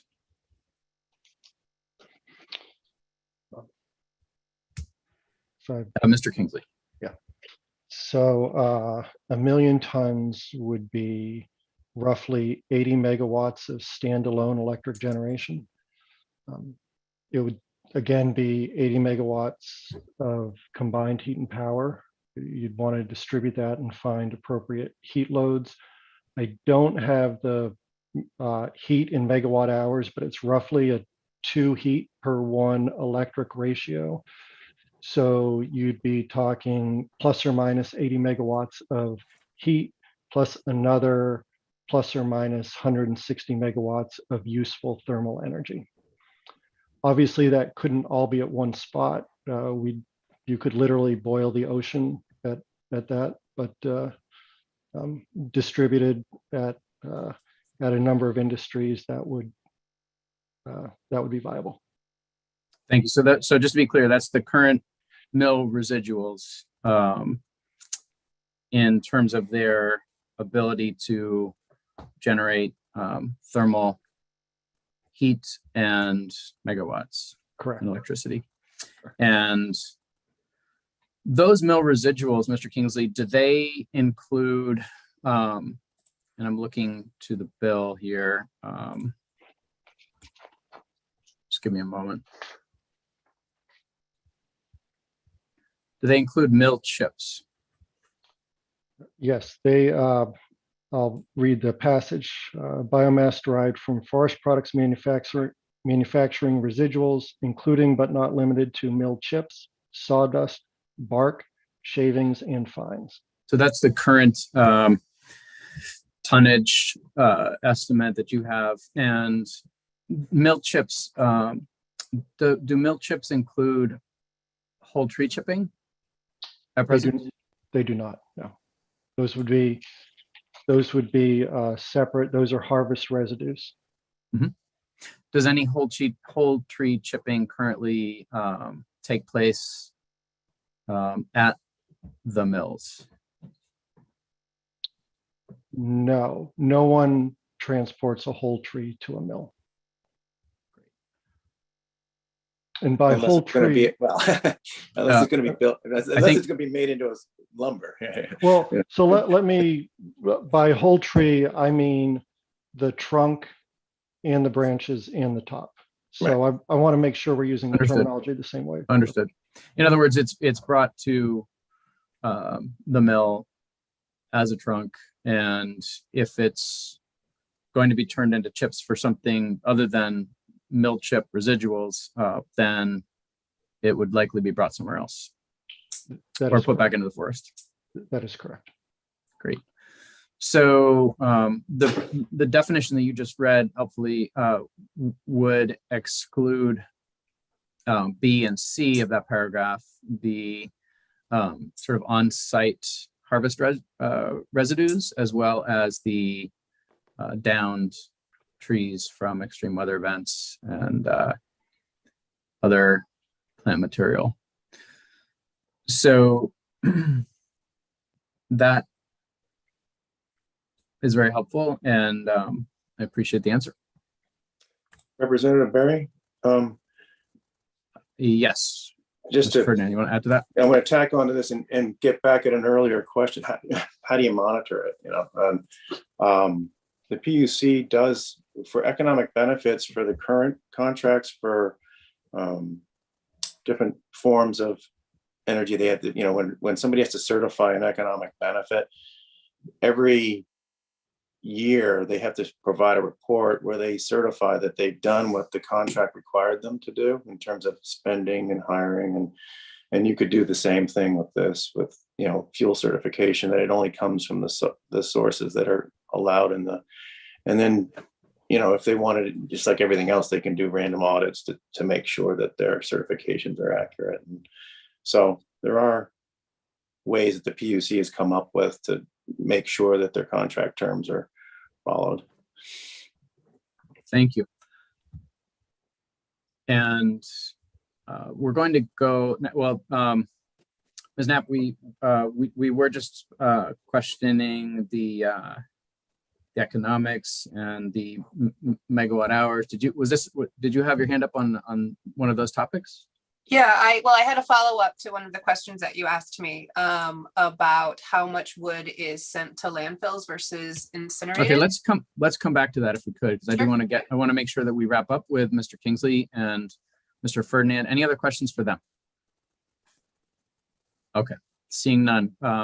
Jason, you can send them back to attendees. Thank you both very much. Thank you. And we're going next to Representative Sachs. Thank you, Mr. Chair. This was going back to the language of the bill, I'm talking about the bill in specific form for Ms. Winnie, if that's okay, if that's appropriate time to do so. You bet, it is. I was looking primarily, since we just got this morning, I apologize that I didn't have a chance to look at it prior to this meeting. But I was very interested, Ms. Winnie, in hearing that, and I have several questions, Mr. Chair, if that's okay, specific to the bill. Yep. The first one, Ms. Winnie, is you stated in your testimony this morning that this was you considered this to be a pilot project, yet we've just talked about the fact that there was already a public-private partnership with 2 successful projects going on, and that we've heard testimony that these are all running at 90% capacity. What part of this is a pilot for the GEO? Thank you, Representative. Yeah, my point of it being a pilot is primarily in the size limitation of this. So this isn't 20 megawatts is not a huge procurement in the grand scale of kind of the other procurements that have been done. And so in reducing it from the initial 50 megawatts to 20 megawatts, we're really viewing this as an opportunity to see what bids come in, recognize what the other benefits are that we've included as considerations for the PUC, and perhaps related to this question, also noting that this was a recommendation and to some extent that came out of the Climate Council work as well, to encourage highly efficient combined heat and power facilities. And so this is an opportunity to do that at a smaller scale to better understand what the results of that will be. Okay. May I also ask about impacts? I'm sorry, Mr. Chair. No, go right ahead. Okay. I only have 2 or 3 questions just regarding this specific section that I'm under 5C. The second one is, and maybe we've talked about it, but is there, when you say the combined efficiency, how is that being measured? Under 5A, the combined efficiency of the electric generation. If that's going to be a contract standard, how do you know yet how that will be measured? Great, thank you for the question. So in twofold, so the combined efficiency is looking at both the electricity generation and the heat component of the CHP facility. We've left these as considerations for the PUC, and so they will have the ability to determine kind of the specifics of how those are measured, but it'll be a component of how of information that the project would have to provide in the bid process. And I do think there are a couple folks from the PUC that could perhaps answer that more, but it'll be something that's determined through the PUC process when they issue the RFP. And I assume we just talked about the fact that this bill is subsidizing this industry to be able to do so, yet you have letter B there says the location of the generation to meet local electric demand. So does that mean that you're going to give more points on the rubric if, for example, a plant is building this in order to meet its own needs? Another good question.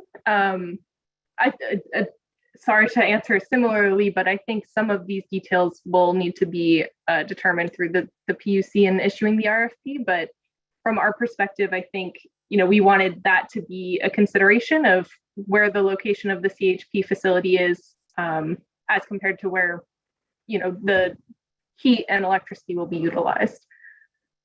And so finally, I would just say on D is I hear this a lot in the tax committee around the economic impact to the state, including but not limited to created and retained jobs. And here you have not only at the plant, but also the facility using the heat.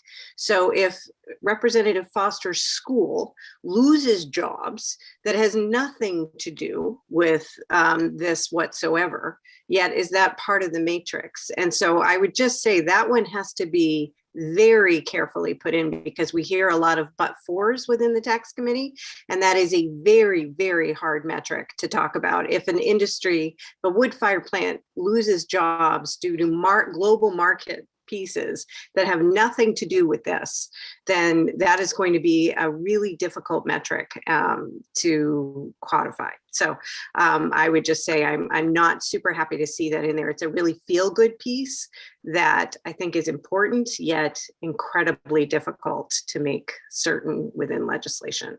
So these are things I'm thinking about. So I appreciate you answering my questions. Thanks, Ms. Winnie. May I respond to that one as well? You may. Thank you. I think that's a great point. And just to note, our intent here is, in this similar way that we've seen the RPS procurement successfully consider economic impacts and benefits of those projects. The hope was to include that as a consideration for these projects as well. And so I think there will be, various ways that those could be kind of proven and depicted within certain projects that are bidding in. But I understand, your concern and appreciate your attention to detail on these. But that is the intent that we were thinking with including that.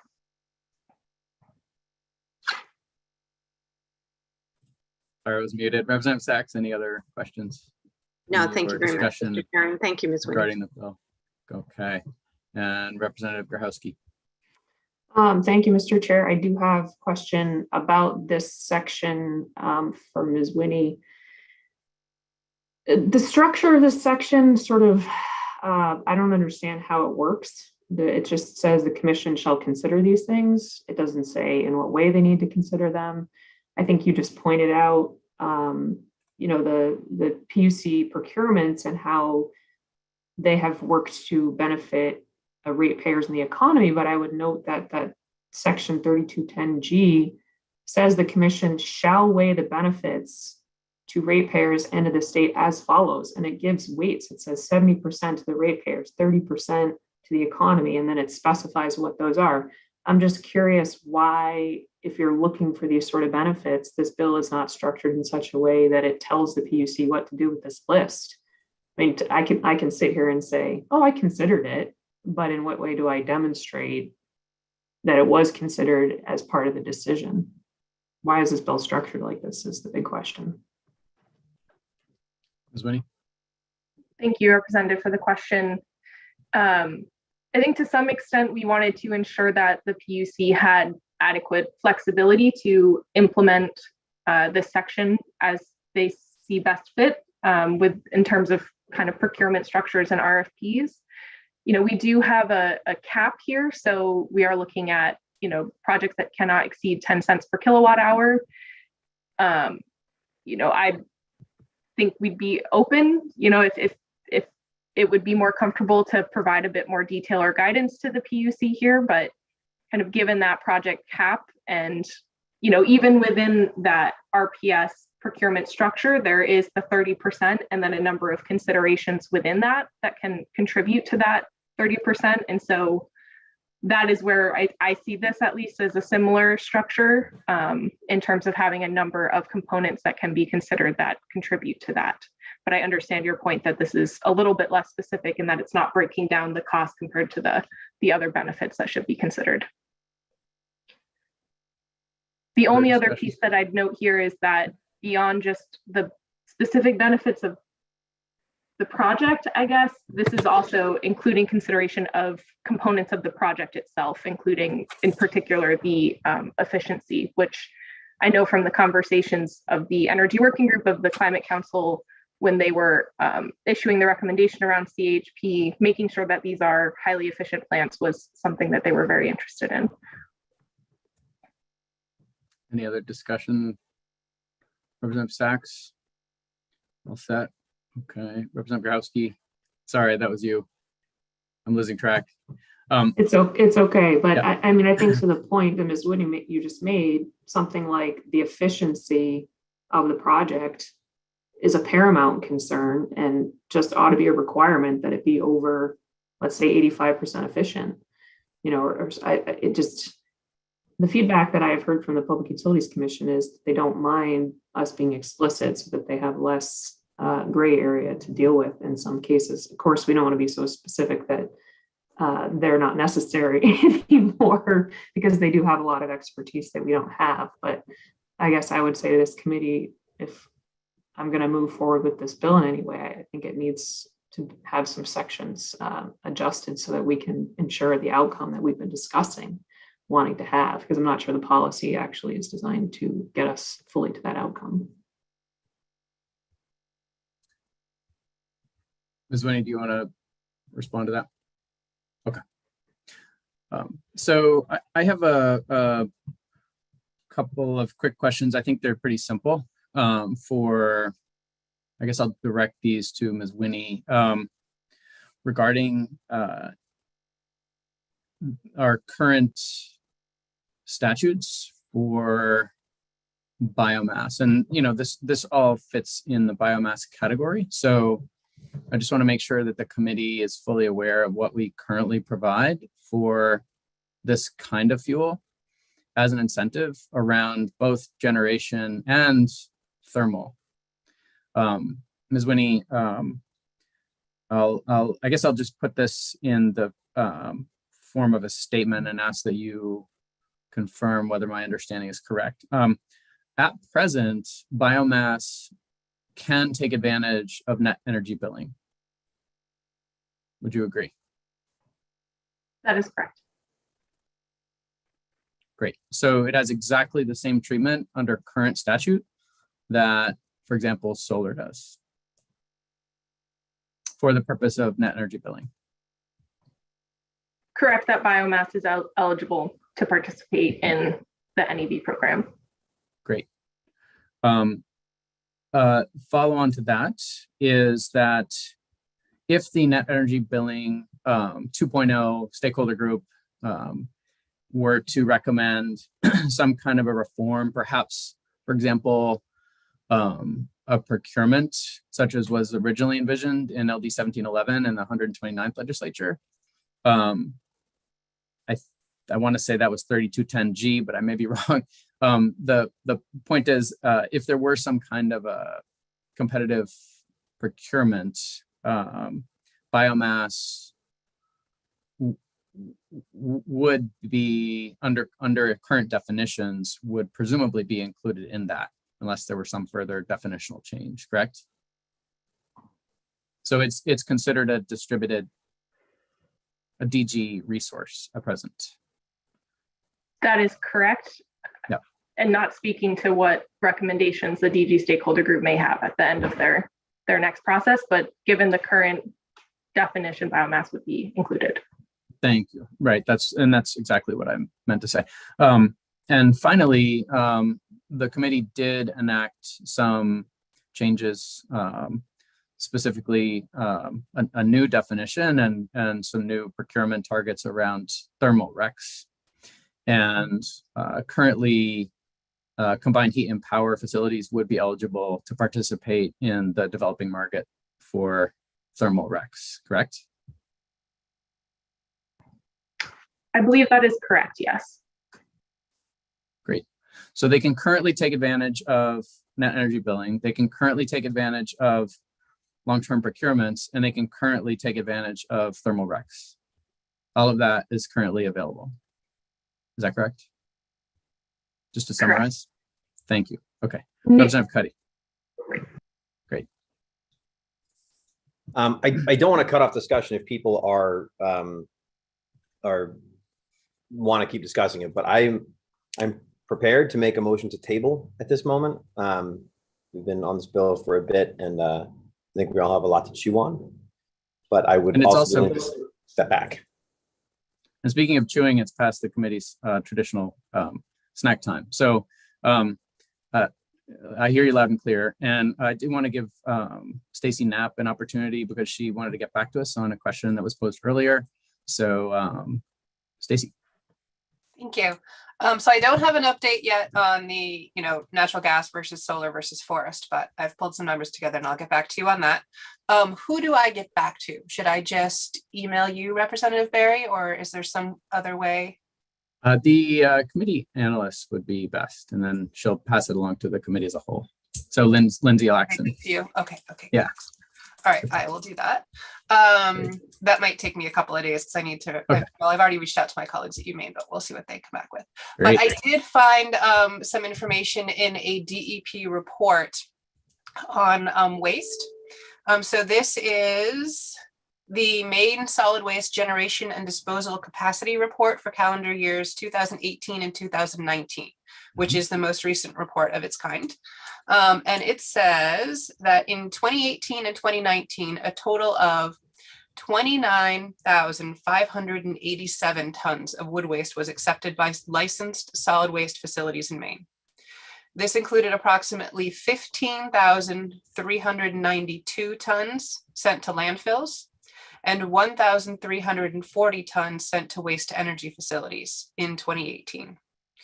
The 2019 numbers are 12,840 tons to landfills and 15 tons sent to waste energy facilities.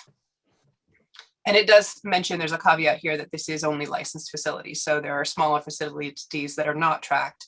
And so there's likely more wood waste generated that is not included in this report. But that should give you a rough sense because those are going to be the big ones. Thank you. That's helpful. And could you just repeat? So a total of 24,580. Presumably those are green tons, give or take. Yes, likely this is green. And 15,392 of those were going to landfills. Yeah, so that was 2018. Yep. So the 2018 it was 29,587. Oh. Yeah. Okay. So 15,392 to landfills. Yep. 1,340 to waste to energy. That's 2018. For 2019, it's 12,840 to landfills and 15 to waste to energy. 15? Yep, 15 tons. So we went from 1,340 to 15. Yep. Do you have any sense of what that might be attributable to? No. I can reach out to the folks that put this report together though and find out if they know what the difference was, what happened. That would be helpful. And what happened? I mean, there was a big drop sent to landfills as well. Yeah. But yeah. Mm-hmm. And there's quite a significant remainder that's not accounted for. Do we have a sense of what happened to that? Nope. Okay. Thank you. I do not, because we're talking about the 1 million tons, right, of residuals? Yeah. I'll reach out to the folks that put this report together though and see if we can get more detail. That's great. Thank you. Representative Foster. Thank you, Mr. Chair. Just to clarify, with these numbers that I'm hearing here, it sounds like what we're referring to would be, for instance, materials from construction debris that goes to a plant like PERC or a landfill versus the residuals we're talking about from the forest. Is that correct? Could be. So this says it's commercial sources as well as households. It's wood waste, which includes brush, stumps, lumber, bark, wood chips, shavings, slabs, edging / sawdust, wood from production rejects, wood pallets that are not pressure treated or visibly contaminated. And that's it. So if I may, Mr. Chair. Representative Foster, yeah. It sounds like when I tear down an old doghouse out here and haul it to my recycling facility, some of that they don't burn on site does end up going to PERC, and it has to meet certain requirements. I think that's what we're talking about and not what this bill is really trying to deal with. Yeah, I suspect that the mills are dealing with their own residuals. Yep. Got it. Thank you, Representative Foster and Stacy Knapp for that update. And if there's no other discussion, the chair is happy to entertain a motion at this time. Representative Cuddy. Thank you, Mr. Chair, and with apologies to Ms. Knapp because she had asked to come back in and I had forgotten about that completely. So I'm glad you were able to get back to her. I would move that we table this bill. It's been moved to table. It's non-discussable. And is there a second? Second. Seconded by Representative Kessler. All those in favor, please indicate by raising your hand. 1, 2, 3, 4, 5, 6. And those opposed, please raise your hand. 1, 2, 3. So by a vote of 6-3, the motion carries. And actually, Representative Lawrence, did you want to record your vote as a yay or nay? Senator. Well, first Senator of all, Lawrence, Senator, I apologize. Representative Barry, and yes, I'm in favor of tabling. Okay, thank you. And I do apologize for that. You've been away too long, Senator. Inadvertent insult. All right, with that, we will take our customary break. It is the hour is late, but we're going to come back at 11:31 and give ourselves 15 minutes. We'll come back for a work session on the next bill. And Jason, if you could just, I don't know if you have a screen that you can put up saying when we'll be back, that'll be helpful if so. And just a reminder to please stop your video and mute. See you at 11:31.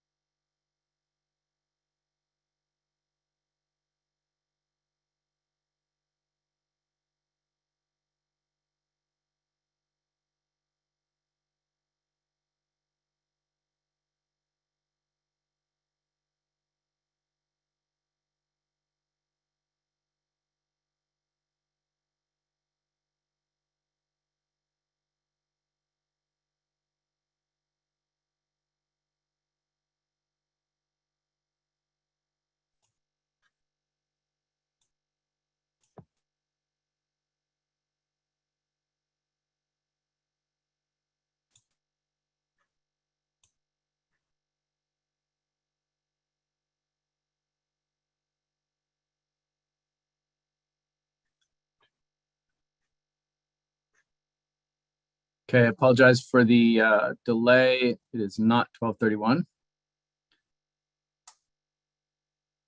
Thanks everyone for sticking with us. And we have 1, 2, 3, 4, 5, 6 members. As soon as we have a quorum, we'll take up the next bill. And there it is. Okay. Lindsay, LD 1579. You want to walk us through where we've been and where we might be going? Excellent. Okay, let me send out my bill analysis. So LD 1579, an act to transition state and local motor vehicle fleets to 100% zero emission vehicles. You had a public hearing on this bill on May 4th, 2021. This was a carryover. Senator Vitelli did send out an amendment. So I have drafted a bill summary, which I figure I'll walk through at the committee's choice. I can walk through which goes over the original bill. And then if you'd like, I can actually walk through the changes that the amendment makes and then review some of the questions from the public hearing. Senator Vitelli, does that sound okay? Would you like Lindsay to walk us through the amendment, or do you want to do that? I think if you want to just start, Lindsay, by going through the amendment, that's really what we're here to consider today. It's fairly different from the original bill, and in the interest of saving us all time, I mean, we can certainly point out where things have changed. I think at least a touch on the initial. Have you presented your analysis from the original bill, Lindsay? Yeah. Okay, I think it would. Yeah, that's fine. I think we do need to start with that, just in the interest of respecting precedent and remembering, kind of refreshing our memories on this. And then if you can, when you walk us through the amendment, highlight what's different, that would be great. Absolutely. Okay, bear with me one moment. I will share my screen. Okay, please let me know if you can see my screen. Yeah. Excellent. Okay, so this bill directs the state, counties, and municipalities to the extent practicable to acquire or maintain vehicles in a manner designed to meet specific vehicle emission reduction targets and to transition to zero emissions vehicles. The goals relate to light duty motor vehicles as defined in the bill, as any vehicle with a gross weight rating of less than 10,000 pounds. Bill requires Department of Education to adopt routine technical rules to implement these goals related to school buses. The bill also requires the Governor's Energy Office to convene a working group to develop a plan to transition publicly owned vehicles to 100% zero emission fleets by 2040. And the working group is required to submit a plan. The amendment revises the goals. So I'm going to skip over this table of goals because they've been revised. So put that to the side. So we heard from folks at the public hearing and some of the issues that were brought up, or notes and issues from the public hearing. The bill's emission reduction targets raise questions of how to measure these targets and report progress toward the goal. There's a suggestion to not include the Department of Public Safety and other emergency vehicles in the goals at this time. It was noted that federal activities and funding may affect the bill's emission reduction targets, and the creation of an additional working group may not be necessary given ongoing state activities. And several folks had suggestions for inclusion of additional parties in the working group. So that could be the Office of the Public Advocate and representation from private sector electric vehicle and electric vehicle charging industries. Senator Vitelli distributed an amendment. This was on February 25th. And the amendment replaces the vehicle emission reduction goals that were in the original bill with goals for the percentage of new vehicle acquisitions that will be plug-in hybrid electric or zero emission. So let's start with Central Fleet Management Division and the Department of Public Safety. So actually, I've kind of given a summary here. I could go through this, or I could actually walk you through the amendment itself. Is there a preference? Why don't you just briefly touch on the original bill so that you can then highlight the differences? Okay, so the original bill. So these were the goals that were established by the original bill. So for Central Fleet Management, By 2035, there was a goal to reduce greenhouse gas emissions by 75%, and by 2040 to transition 100% of state fleet light-duty motor vehicles to zero emissions. The Department of Education was given a goal of reducing greenhouse gas emissions of the public school bus fleet by 75%, and then by 2040 to transition to 100% zero-emission school buses. Department of Public Safety was given a goal of reducing greenhouse gas emissions for their fleet by 75%, and then by 2040, transitioning to 100% zero-emission vehicles. Counties and municipalities were given the goal of reducing greenhouse gas emissions for their light-duty motor vehicles used for utility services or public transportation by 75%, and then to transition to 100% of light-duty motor vehicles used for utility services or for public transportation to zero emission. So the 2035 goals for each entity involved here, or each type, related to a percentage of reduction of greenhouse gas emissions. So if we go to, actually here, I'll just go to the amendment. Are you able to see the amendment on my screen? Yes. Okay. So this is Senator Vitelli's amendment. First thing that it does is it incorporates the goal, which was specific to the Department of Public Safety. It incorporates that with the goal established for Central Fleet Management. So Central Fleet Management Division, and now including the Department of Public Safety, in acquiring light-duty motor vehicles, shall, to the extent practicable, do so in a manner designed to meet these goals. So by 2025, increase the percentage of plug-in hybrid electric or zero-emission light-duty motor vehicles acquired annually to 50% of the annual vehicle acquisitions of light-duty motor vehicles. And then by 2030, that would go up to 100. So what this goal is looking at is when you're evaluating sort of the total population of light-duty motor vehicles which are acquired by Central Fleet and the Department of Public Safety, by 2025, 50% of those quote unquote new vehicles, the new ones that they're buying, the goal is to have those be plug-in hybrid electric or zero emission. So it took me does that make sense? Yes. Okay, excellent. And if folks have questions, we can come back to that. So let's scroll down to the next change. With respect to public school buses, the Commissioner of the Department of Education, in approving purchases, contracts, etc., shall do so in a manner designed to result by 2035 in at least 75% of the annual school bus acquisitions being zero-emission vehicles. So by that time, 75% of the newly acquired vehicles will be zero emission.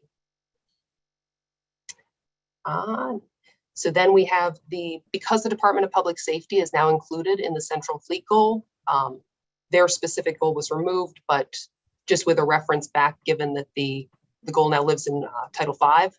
So it just makes sure that that shows up for DPS. Scrolling down. So then we get to the goals for a county.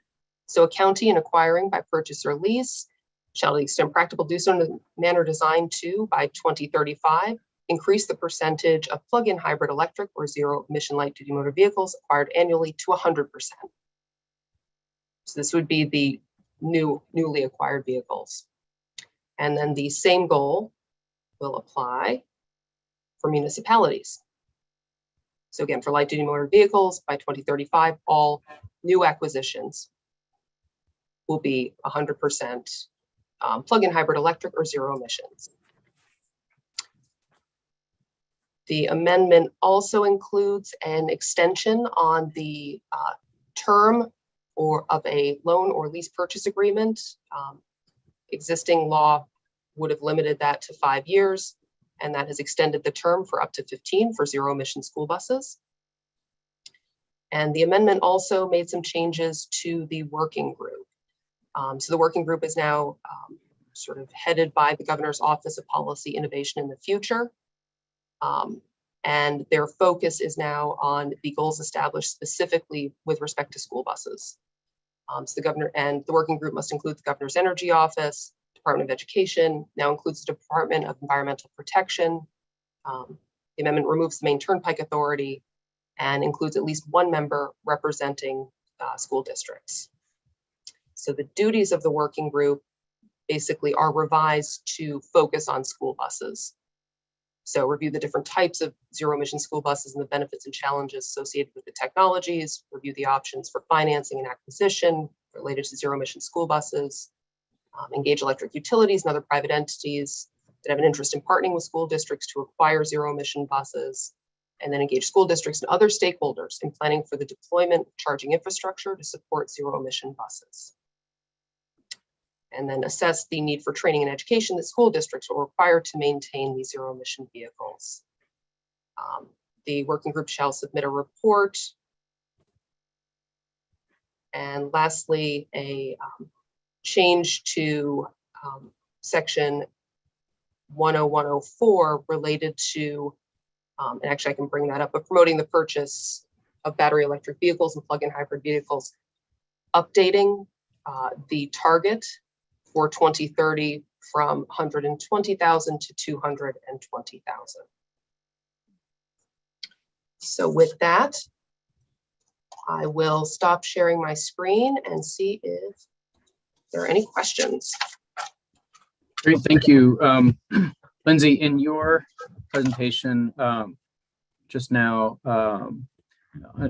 in your bill analysis, did you present the how different stakeholders had testified? And I apologize if not, if I missed it. I only provided, so we heard from various stakeholders. I only provided sort of an overview of the notes and issues that were received at the public hearing. However, I apologize. Actually, there was a question at the public hearing from Representative Foster. He had wanted information related to the differences in cost for charging larger vehicles, such as buses, as compared to passenger-sized vehicles. And that was a question posed to ChargePoint. Got it. And do we know if that was answered? I don't believe it's been answered yet, but Kevin Miller is here on behalf of ChargePoint, I believe. Great. I will defer to Representative Foster if he wants to invite him in and hear from him on that point. Representative Foster. Thank you, Mr. Chair. I would do so. Thank you. You bet. Jason, could you please bring in Kevin Miller?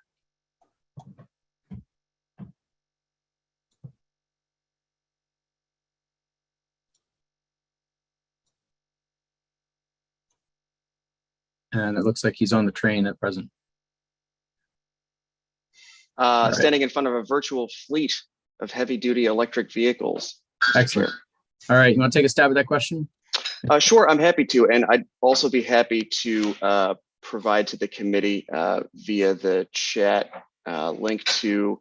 Actually, we don't use the chat for anything substantive because it doesn't become part of the legislative record. Okay. So if you could just confine your remarks to the to answering the question that was posed. Do you want it asked again?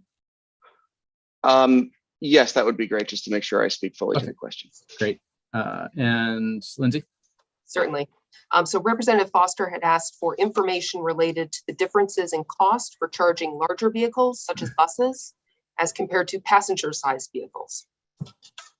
Thank you for the question. So what's important to note is that the size of the vehicle does not always decide what type of charging solution is necessary.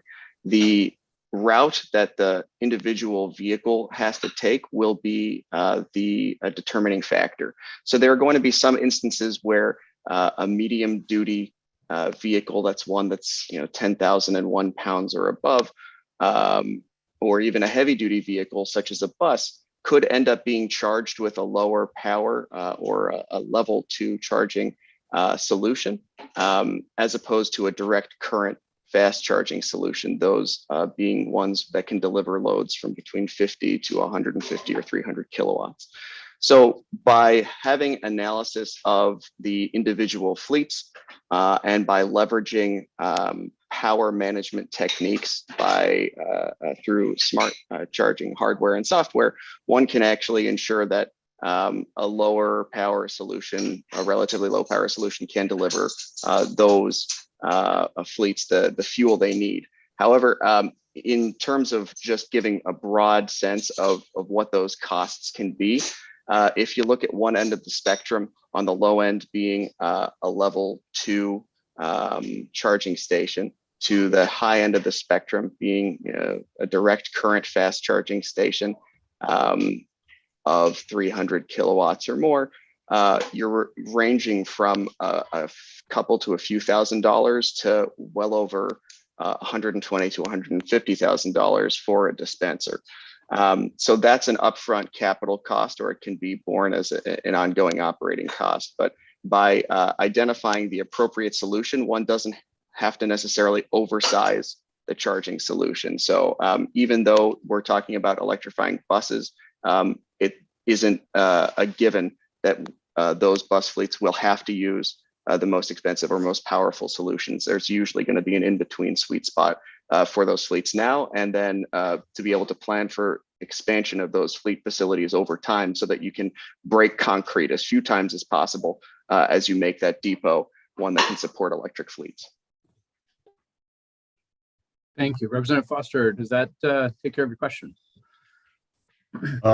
Thank you, Mr. Chair, and thank you, Mr. Miller. I think it does partially answer it.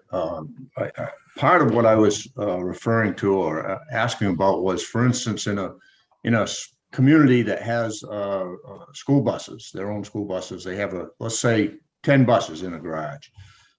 They are going to be coming in at the end of their runs and charging probably through the night in most cases, although there may be one or two of those buses that are again dispatched for sporting events or band trips or whatever. And what I was getting at is you answered part of it, and it depends on what type of charging they use or are able to use. But what I was getting at is when they're plugging those in, at least currently speaking, they would probably be charging through the peak load hours of the day, supper time, depending on obviously the season, but through those evening hours. And obviously with knowing what the rates are during different hours during the night, you can have a charger that would be programmed probably to take advantage of that, so on and so forth. But currently, we don't have that. So that's more what I was getting at. And also, of course, there's a load on the community grid at that time, if you will, the particular area for other folks that are getting home from work and charging and so on. So that's what I was more curious about, was compared to an individual, are we going to be able to afford that type of system, or is it just going to be very cost prohibitive? It sounds like, depending on the charger, those could be very expensive. But as far as the paying for the electricity to do the charging, that's kind of what I was getting at. Thank you. May I respond to that iteration of the question? So I apologize for misinterpreting or misunderstanding, and I appreciate the clarification. The issue of rates is key and central, and it's one that this committee has already taken swift action on last session, requiring utilities to develop and consider alternatives to traditional demand-based electricity rates. And the commission recently filed a report back with the committee on that topic. So I think one of the benefits of looking at transportation electrification for fleets specifically is that this is the one real life instance, the one example outside of an economics textbook of a rational economic actor. And so price signals that get sent to fleet operators can really be interpreted effectively. The technology for managing load and managing the charging queue and ensuring that fleets have the fuel they need to run their routes is one where their fleet operator is truly in a position to be able to interpret those price signals effectively. So the technology that exists today, by and large, level 2, like a dryer plug equivalent charging technology, is going to be sufficient to meet many medium and even in some cases larger, heavier duty vehicle fleets. You're able to leverage a combination of both the fleet operations technology, the smart software in the charging stations to schedule and ensure that charging takes place at times that are most beneficial to the grid and most economical for the fleet operator. Our equipment actually already reads the price schedules for the utility in which they're deployed. That information is helpful to ensure that you avoid that mid-afternoon peak. You're able to take advantage there. And I think for communities in particular, when we look at the example of school bus electrification, is truly a unique and exciting opportunity where this is the one use case where you really see an opportunity for what's referred to as vehicle to grid technology, where the school bus itself, during the summertime where it may not be used as much or during a non-use hours, is able to serve as a mobile asset to the grid. We've already seen how stationary storage can be an asset to offset the need for distribution costs, and having mobile assets available for a fleet to receive a further incentive from the grid operator and the distribution system operator to move those assets to potentially participate in incentive programs that help to mitigate that coincident peak and provide more resilience to the grid.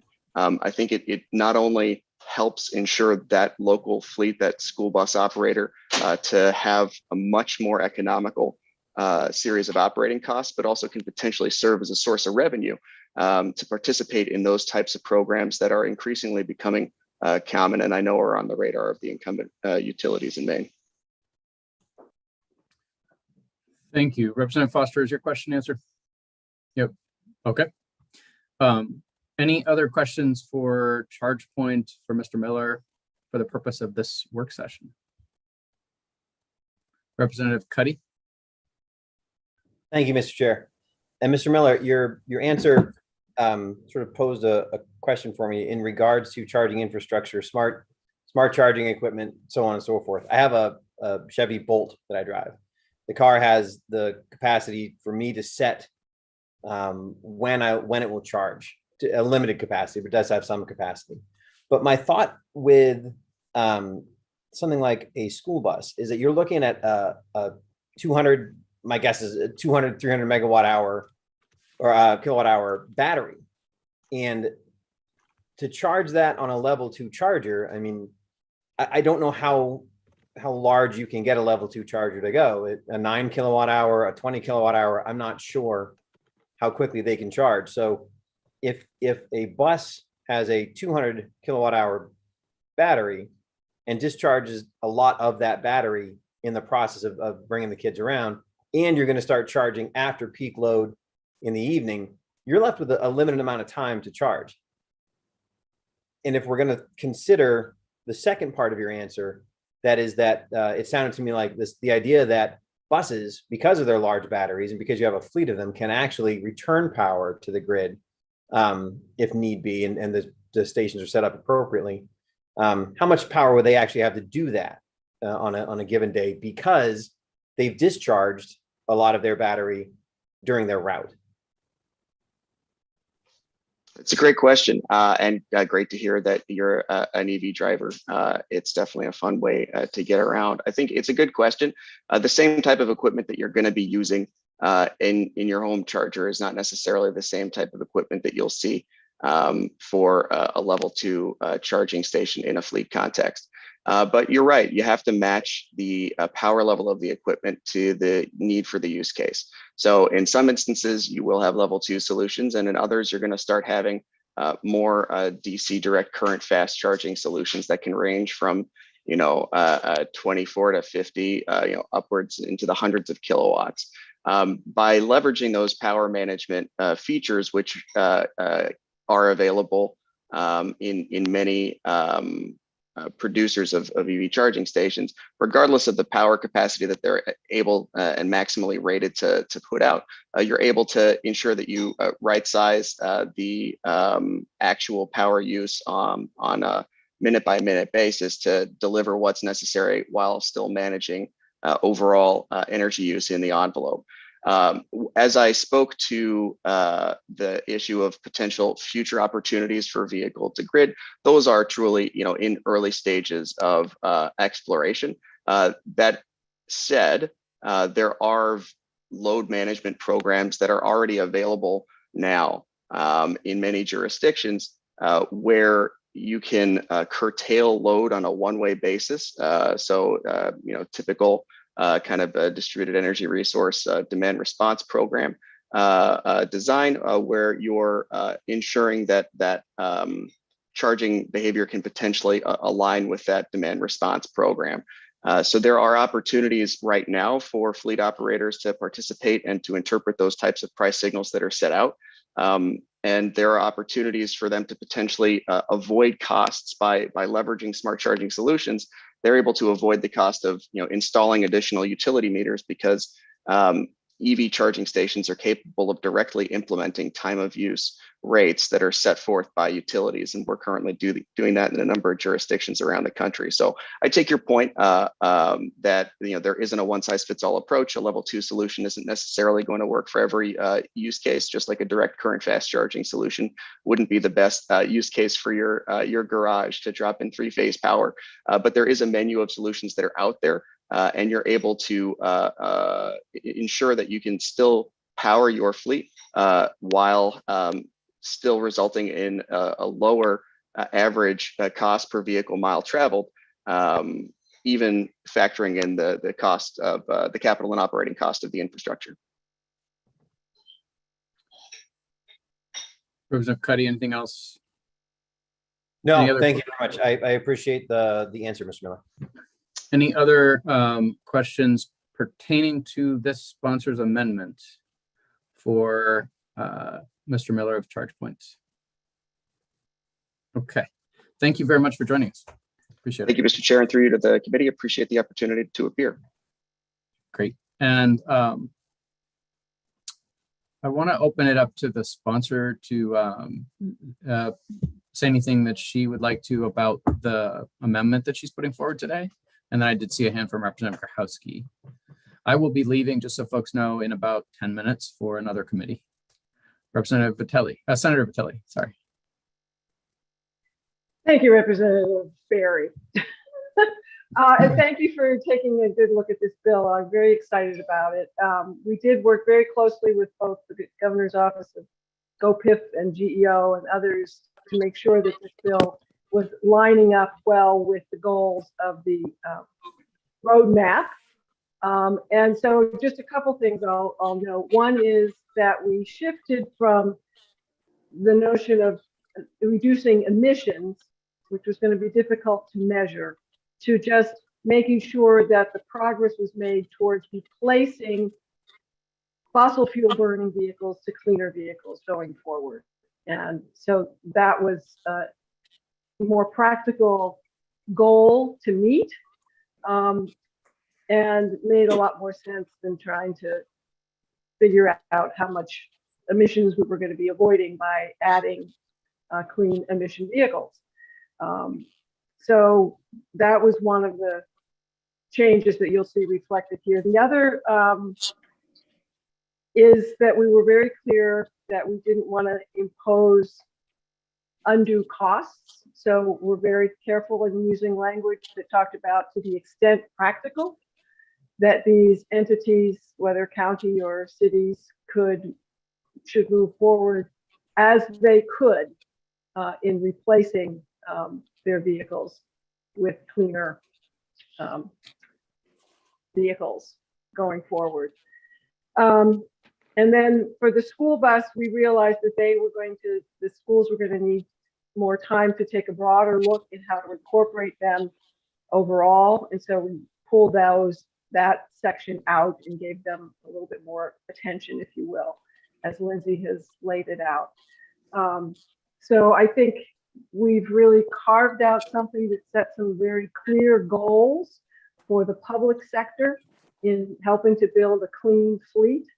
And I think from my perspective, this is a very doable prospect and can have a significant impact in reducing greenhouse gas emissions overall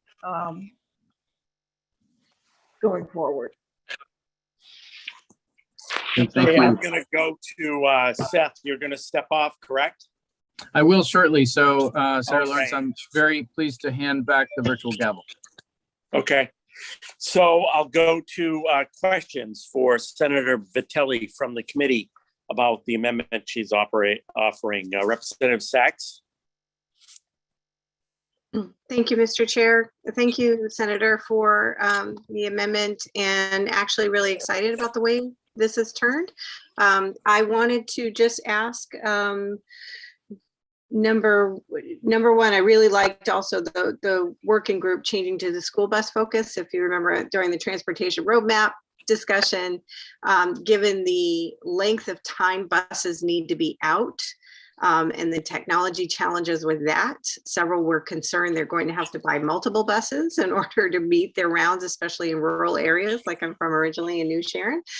So I really appreciate that, as well as I'm hopeful that when they're reviewing options for financing under B, that will include some capacity to help them apply, for example, for the $4 billion that's out in grants.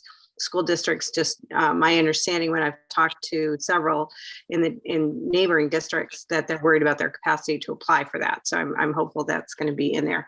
My question specifically for the revision, and actually it was in part of the first bill as well under 3111, about why is the municipal language just meant to be encouraging, because the transportation roadmap has no incentives for municipalities. I read Mr. Goldberg, and I understand he's in the waiting room as well.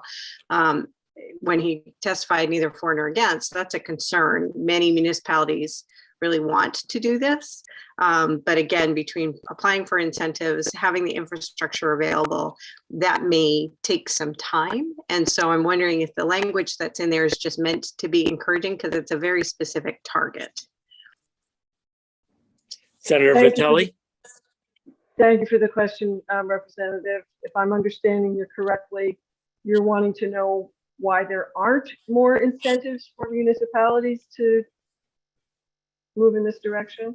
My question is, why is it included? There's a target included that by 2035, that any new vehicle acquisitions would be EV. And without incentives, without infrastructure capacity, et cetera, and there's no enforcement in this bill, if it's to the extent practicable. Is the inclusion of this just meant to be inspirational, or because there's really nothing else that speaks to that yet gives municipalities a target that they may or may not be able to do, given the landscape right now? Well, thank you for clarifying. First of all, I'm pleased to note that some municipalities are already taking this initiative and are moving to lease and or purchase clean energy vehicles. And also would note that there are funds coming available at the federal level that might help them cover the costs of some of these new purchases and or leases. So I think what this bill is intending to do is to set overall targets and goals, and then leave it to each level of government to set their own plans as to how they're going to reach those goals. If that answers your question. It does. So it sounds encouraging. Thank you. Sachs, did you have any other questions? Thank you. Just to clarify, it sounds like it's encouraging them, but if they can't meet them, then there's no penalty, et cetera, for that. Senator Vitelli did not want to make this a mandate in that regard. Thank you. An unfunded mandate, not popular. I wasn't going to use those words, but okay, yeah. Thank you. Are you all set, Representative Sachs?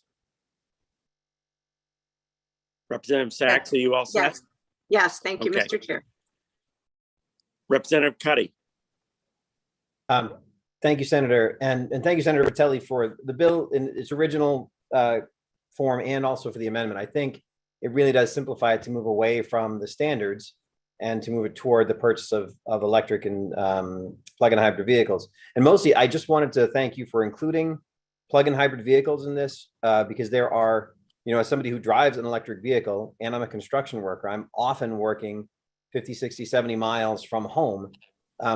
A pure EV is not the right solution for everybody in Maine at this time. We don't have a charging infrastructure that makes it simple for people. So the inclusion of plug-in hybrid vehicles will really increase the extent to which this is practicable for the average municipality, county, school district, or state office. So I think the way that you have re-engineered the bill really makes it more likely that it's doable for public entities around the state. And I'm looking forward to seeing how this plays out in the future. Great. Nicole, you have a question for Senator Vitelli? Well, it was maybe a question for Jessica Scott from GoPIF, perhaps. Okay. But... So before we go on, does anybody have any questions for Senator Vitelli about her proposed amendment? Okay, so let's go on. Is the person from GoPIF still before our committee? So I think Nicole has asked that that person be beamed over so that they can address this work session. So why don't we bring that person over, and Nicole, you can address your question to her.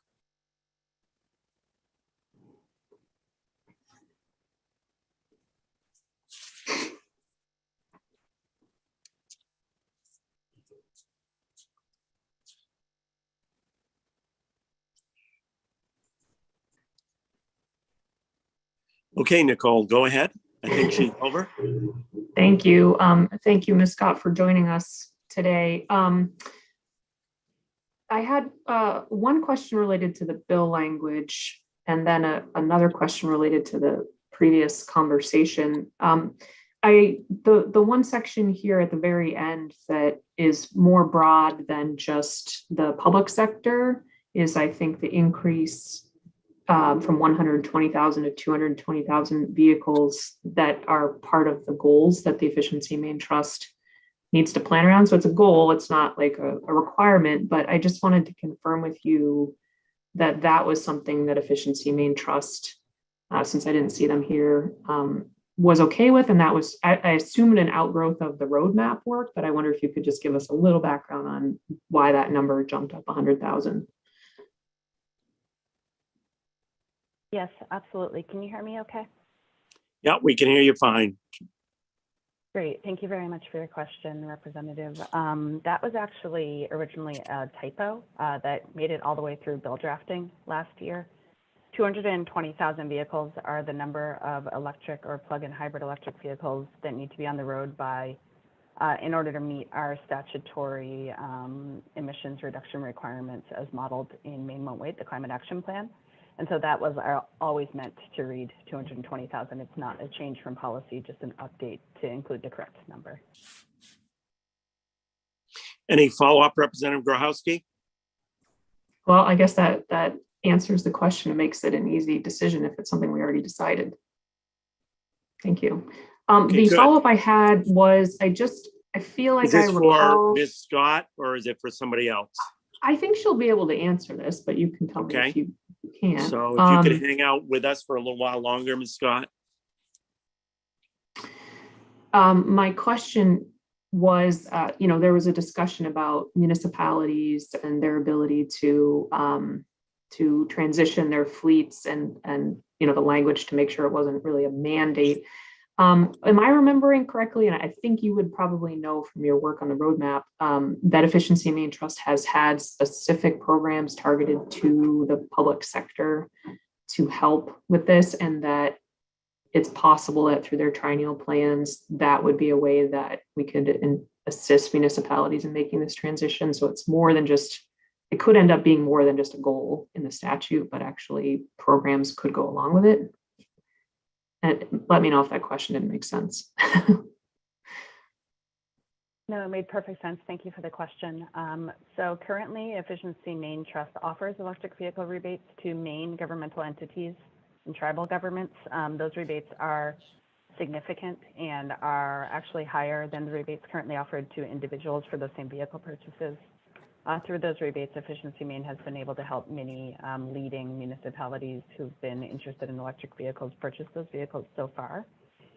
And additionally, Efficiency Maine absolutely has access to a fair amount of funding to be making charger investments. And in their triennial plan, they highlight areas particularly to fill in gaps in public charging, which are really meaningful to fleet vehicles, which may be traveling either kind of across just basic municipal lines or wanting to access charging in different places. So yes, and yes. Thank you. Nicole, any follow-up for Ms. Scott? No, that's really helpful. Thank you. Okay, does any other committee member, while we have Jessica Scott here, have a question for her? I think Skeet might have a question. I'm kidding. Are there any other questions? I don't see any hands. Okay, you can beam her back over, Jason. Okay, we're on this bill. I don't believe we have a motion on the floor. We've gone through questions for Senator Battelli. And are we ready for a motion? Any hands? Pete is skeptical. Nicole? I have a question for our analyst, if that's okay. Go ahead.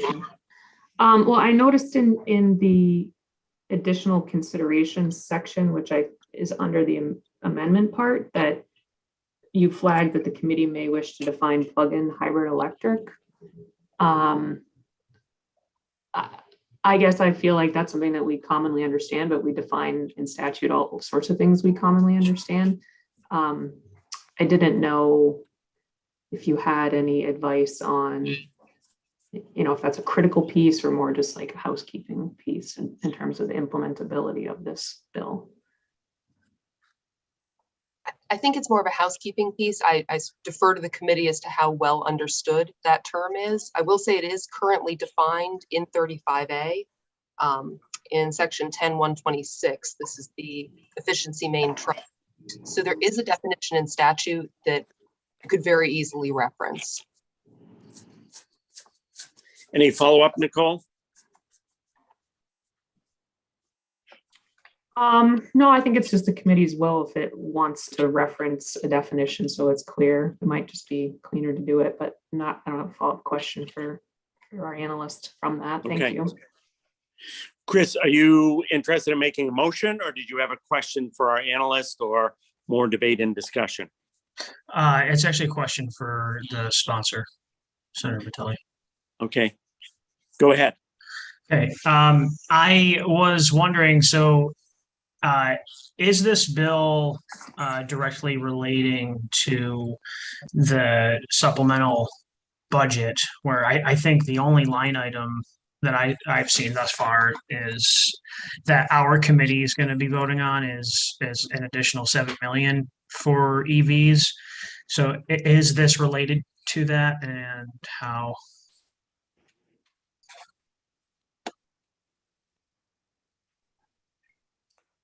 Senator Battelli? Question, Representative Kessler. Not directly, because did not see the supplemental budget until just recently, and this amendment was prepared before then. Okay. But if there's a connection there, maybe that's a good thing. Any follow-up, Chris? Did you say no? No, I'm all set. Thank you. Okay, great.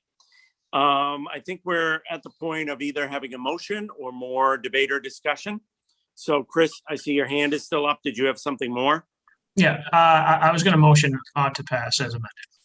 Okay, so it's been, and I assume you're referring to Senator Battelli's amendment.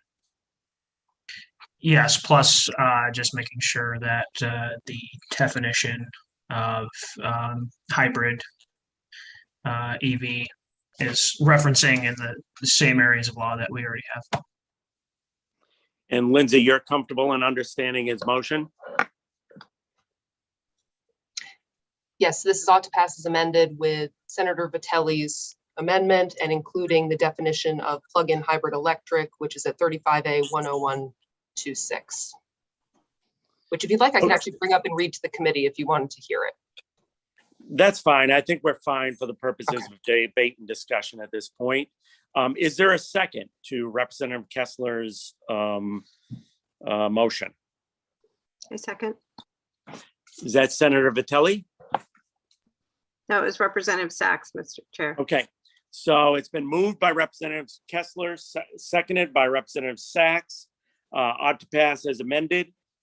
Is there a debate or discussion? Representative Foster. Thank you, Mr. Chair, and welcome back, Senator. I would only say, although I appreciate the sponsor's amendment, changing some of the language to allow municipalities and counties to, as she put it, do what may be practical versus a mandate. I'm not in support of the bill. I think that the state should not be mandating, if you will, or suggesting to our municipalities and counties on how they should best meet the goals laid out by the state.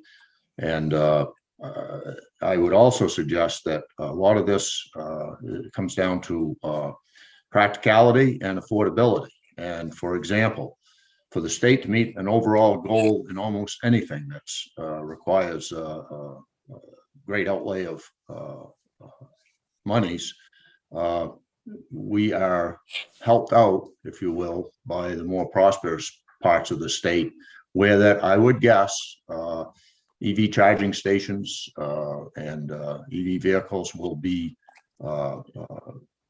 purchased and introduced on a level, fairly high level, without this bill.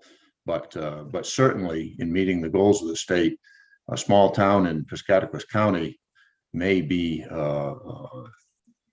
brought along, if you will, because a larger community in York County has a 90% compliance rate, if you will, or success rate, and they are only to get, say, a 10% compliance because of logistics, affordability, and the upgrades to the grid. So I would, for those reasons, be opposed to this at this time. Thank you.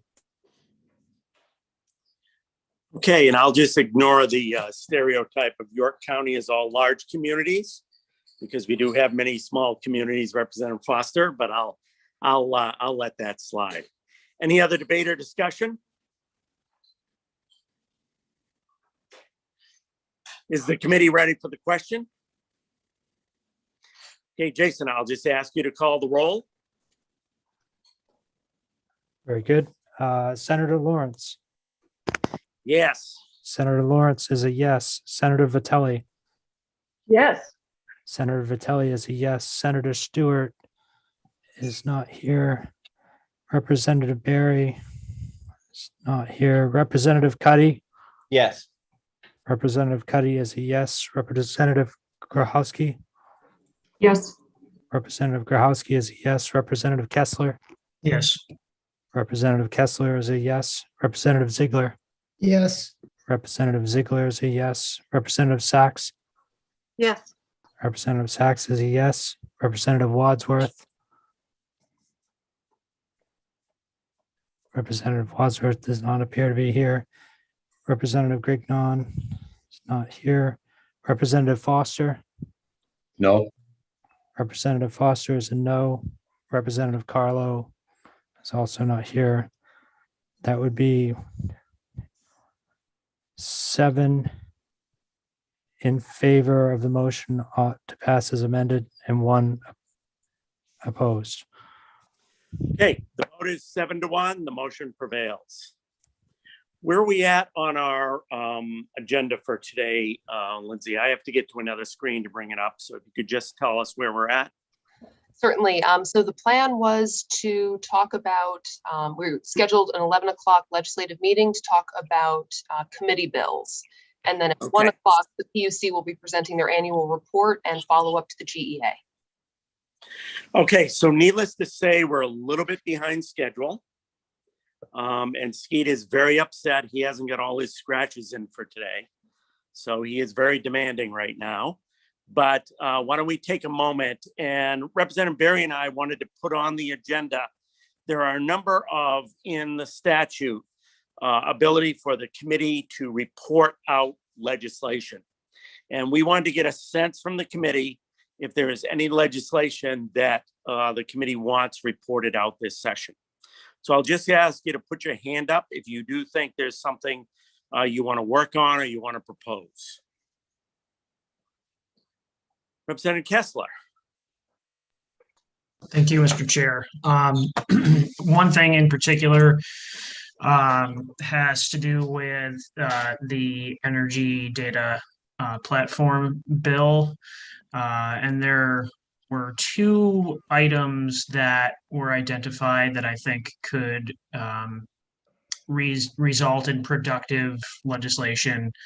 One is simply an entity keeping an eye on those developments, but also there's been a recurring issue, not just with that bill, but with other bills around billing and identifying what meters are where and how that is worked out internally at the utilities. So it needs a little bit more work, but that's something that I would like to work on. So, any thoughts on representative from the committee members on Representative Kessler's proposal? Do you want to, Representative Kessler, do you want to start to work up some language on what you think the bill should be like? And correct me if I'm wrong, Lindsay, is the process is we have to have a vote to report out a bill. We have to have language for that. Then it has to go back to the House and the Senate to be re-referred back to our committee. Is that correct? If you've got some options, I sent out a one-pager on the committee bill process, which kind of gives you a little bit, it gives you the options. If you want this, if you're looking to have a public hearing on the bill, I think you're looking at the report out to refer back option. And so we do need to have some sense of language. It can't be a concept draft. The challenge here will be the timing. You know, the full legislature is meeting on the 9th and the 100% voted deadline is the 11th.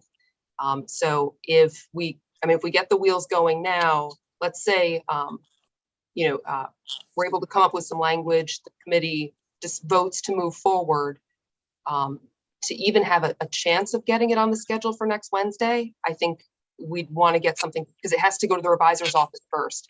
For it to go out to the full legislature, it's got to be printed. So we end up on a very tight timeline at this point. So ideally, we would have something for the committee to look at by Thursday.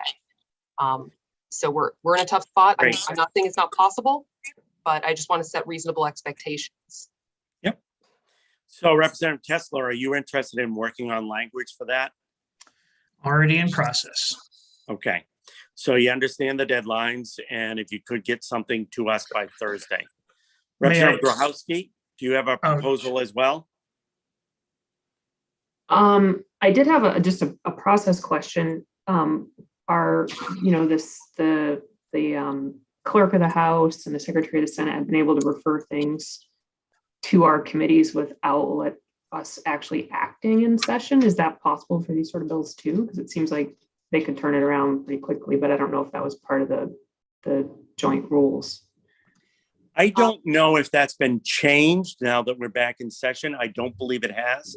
I think they can still refer bills, but Lindsay may have a more detailed knowledge. As I understand it, basically the rule does not explicitly authorize them to accept the report of committee to report out a bill and reference back. So I think the position that's been taken is that it's the full legislature that has to make that determination. So that's why we're in this spot. Thank you. Any other bills that people are interested in? Representative Kessler? I just wanted to ask a clarifying question again about the process. So when a resolve says that the committee may report out a bill to the second regular session, does that mean it has to go through that whole process, or we can just do it right from here without the public hearing, without that stuff? You do have the option to basically report out with a final recommendation. So it can be basically heard and worked in committee. The challenge when you do that, that there is no LD number because it hasn't been printed. So that can so you're working off of an LR number. And the online portal system where folks register and all of that, that doesn't work for that process. So if we're working off of a LR number and hearing it in committee, it can be rather confusing, but it is an option. And Representative Kessler, just for my preference is always to have an LD number and transparency in the process. I think this is where committees get in trouble is, saying you're going off and doing something without all the interested parties and the public being properly informed. So my preference would be to do it with an LD in a public hearing. Representative Grochowski. Thank you, Mr. Chair. If it's all right, I would suggest some other areas of interest.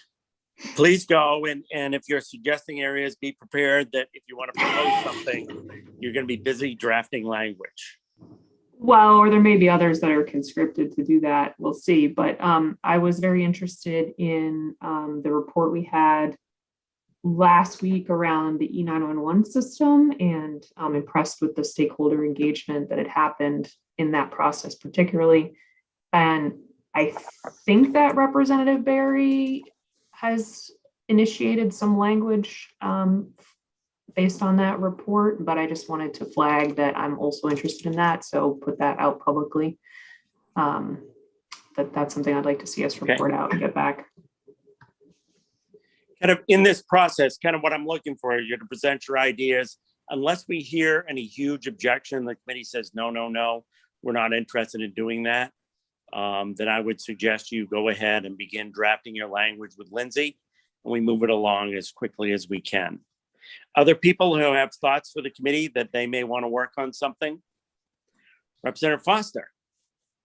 Just a clarification by the committee saying no, you meant a majority of the committee saying that, right? Yeah, that would be my guess, because it is a majority vote to report out a bill. Not that I'd ever think you would be in the minority, Representative Foster, but I always kind of assume you're in the majority. Any other thoughts that people may have on bills? Representative Grochowski. Yes, thank you. And I think this could come under probably the annual report of the governor's energy office. But, last year during our special meetings, we talked about restructuring the section of the GEO statute that relates to energy planning. It's my understanding that we had made a subcommittee to discuss that. I don't know what progress has been made within the subcommittee. I think that Representative Berry was trying to work on some language. So to the extent that that is such a critical piece of every decision that we make in this committee related to energy, if there is an opportunity to adjust that language based on the conversations we had last year, whatever vehicle we need to do that, I'd like to see that happen. Good. So my suggestion is, and I know that was something we met in the off session on and discussed an awful lot. My suggestion is those who are interested in getting something, they work on it pretty quickly because the train is leaving the station, as Lindsay pointed out, very quickly. So we need to act swiftly. Representative Berry. Thank you, Mr. Chair. And I apologize for just ducking back into the conversation now, but I do have language that I'd like to present to the committee for its consideration, which I think are both pretty straightforward. One that follows on the report that we just heard from the Public Utilities Commission relating to the bill that we worked last year on 911 protocols, on PSAP protocols for mental health crises. And the other is relating to the energy plan. And you may recall that Representative Wadsworth and I had engaged in some discussion following on committee discussions in the off season. So I do have something to bring back to the committee for consideration. Good. Based on that as well. Have you run that by Lindsay yet? Yes. Okay.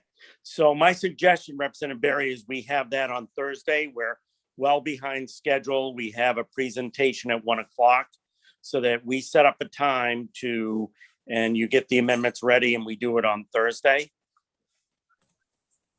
I think that would work fine. And Lindsay has already advised us, I presume, on vehicles that could be used.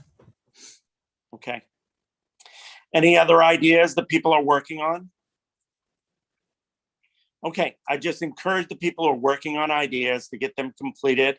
We'll try to find some time on Thursday's schedule to deal with them, have committee votes, and get them re-referred back to the committee so that we can hold the public hearing on them and see if we can get some deadlines waived. Before we break now for lunch, and then the last thing today, I think, is the 1 o'clock. Is that correct, Lindsay? Okay. So I'm going to suggest we do that at 1:30. Everybody has a quick lunch and we'll be back at 1:30. And it's a presentation. Is it from the PUC? Is that right, Lindsay? That's correct. Yes, PUC, Okay. annual report and G follow-up. Okay, so we'll hear from the PUC at 1:30. So please mute yourself and turn off your video.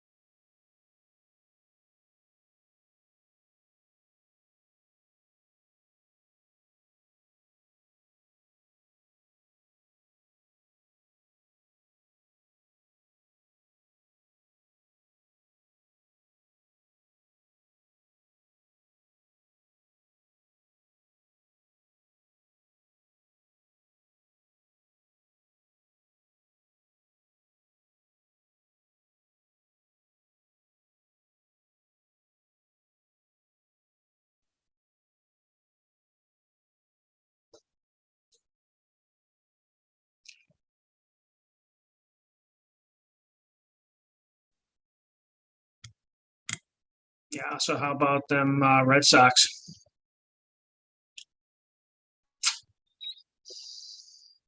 Is the lockout completed? Did they reach a deal, Chris?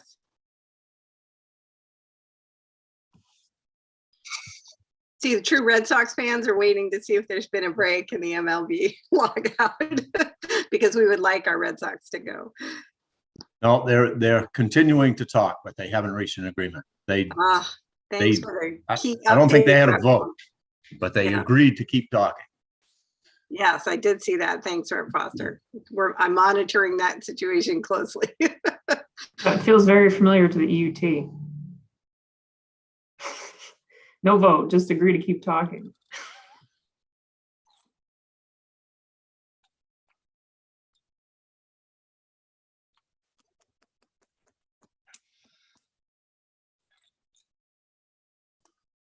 The bigger news was the Dexter Tigers overcoming a 32-18 deficit at the end of the third quarter against the George Stevens Academy higher ranked team last night. That was I've seen a lot of comebacks in my day, but I never would have believed it. They were 23-2 in the second quarter, down 23-2 before they got their first field goal with just a little over 2 minutes left in the first half. They couldn't make a basket. They missed 17 shots in a row. And I mean, a lot of people would have laughed, but the Dexter fans hung on till the end. No doubt the fans were critical to the win. I know how that could be. If they left, it really wouldn't have gone well. Well, it was pretty quiet until the last 4 or 5 minutes. So that was for the North Championships?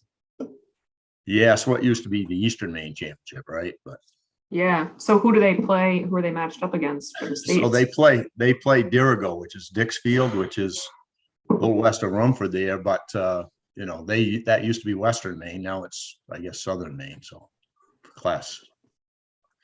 I'm not sure why they changed all that back a couple of years ago, but they did.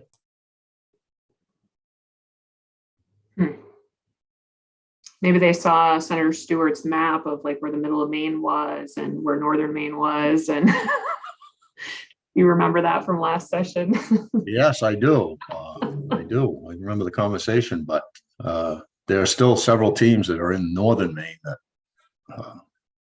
that's a little questionable, but Yeah, we're in northern Maine, here in Ellsworth. right. Well, but Ellsworth always was in eastern Maine as well, right? Yes, Or yes. it was for years. Oh.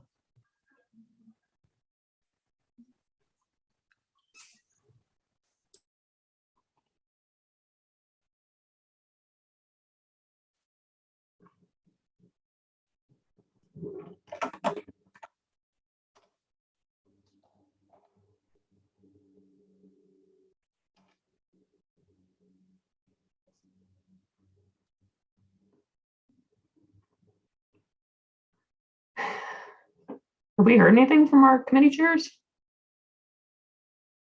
No, okay. They're being taken to task by our leadership for being the worst performing committee, maybe.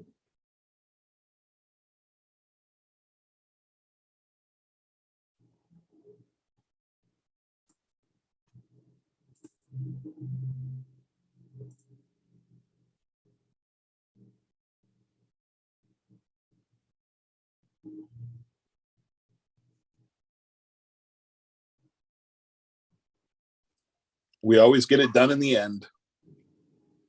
Exactly. I just Little think cramp. some of our content takes more time to marinate than other No, it committees. really does. It's big policy, undoubtedly. Yeah.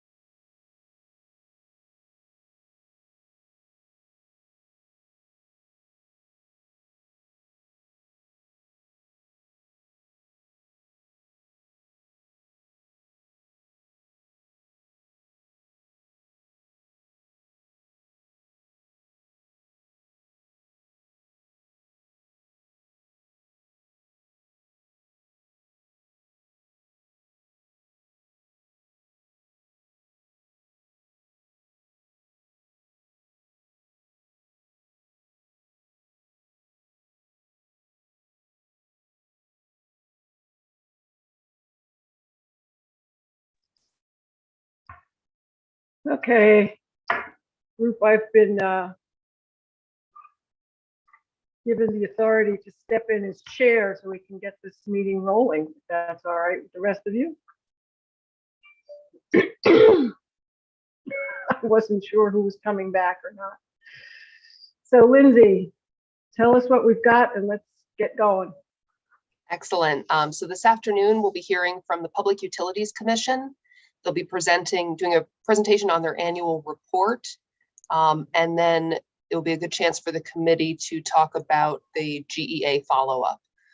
So we've got Harry Lamphere and Commissioner Bartlett are available. I believe that Mr. Lamphere will be doing the annual report presentation.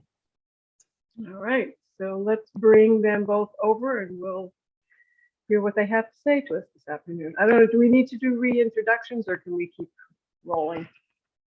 Okay, let's just bring our guests in and hear their reports.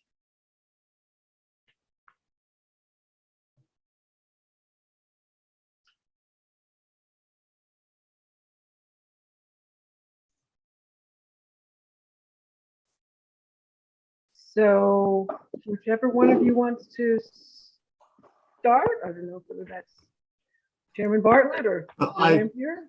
Well, let me just thank the committee for having us again to present. I will turn it over to Harry to present the annual report as he did a ton of work and been pulling all the pieces together. Great. Thank you, Chairman. Mr. Thank you. Lamphere. Thank you. Thanks for having me. Senator Battelli and members of the committee, this is Harry Lamphere. I'm the administrative director, and I'm going to attempt to share my screen, if I remember how to do that. There it is.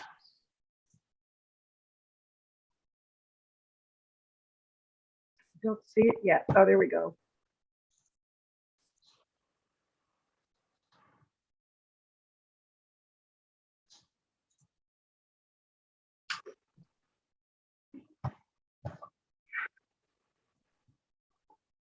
Can you see that now?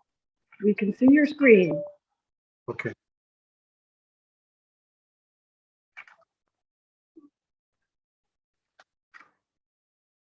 Okay. I'm going to move on. I'm hearing some noise in the background, but it might be on my side, so I apologize for that. I'm not hearing on mine, so we'll wait for you to go right ahead. Okay. So I'd like, this is from our executive summary. And this goes through kind of the top 10 major activities that happened here at the commission. And so I'll zip through those real quick. Some of this is a little bit redundant from the GEA report, and I apologize for that. So we had our long-term renewable solicitation. I think you're aware of that. Those bids coming in at 2.8 to 3.9 cents. You're certainly familiar with the standard offer increase. After a couple of years of climb, standard offer went up significantly. The CMP investigation, again, our focus there now is on kind of Avangrid and how the decision-making goes when they're looking at their earnings and how those Avangrid decisions impact CMP customers. So that investigation is starting. Then in our telephone world, we really do work hard to keep the 207 area code in existence for as long as possible without having to add another one or take some other extraordinary measure. So our staff works really hard to keep that exhaust date extending out as far as we can. And then I think I mentioned at the GEA report that we've redone our website, and we also have we're the second state in New England to have a Facebook page, and I can tell you our Facebook page is extremely active. So the other activities, gas safety and dig safe, our staff there just does an excellent job continuing to work hard to keep things safe for Mainers. The CEPs, we did 3 investigations this year and 1 with a significant penalty. So that was certainly took up a fair amount of time and activity. The grid modernization case is ongoing still. We're expecting a report from our consultant in the next few months. We also received a grant from the Department of Energy, and they're working mostly on emerging technology topics related to grid modernization. The 911 crisis protocols, I know you've been talking about that today, so I won't elaborate any further there.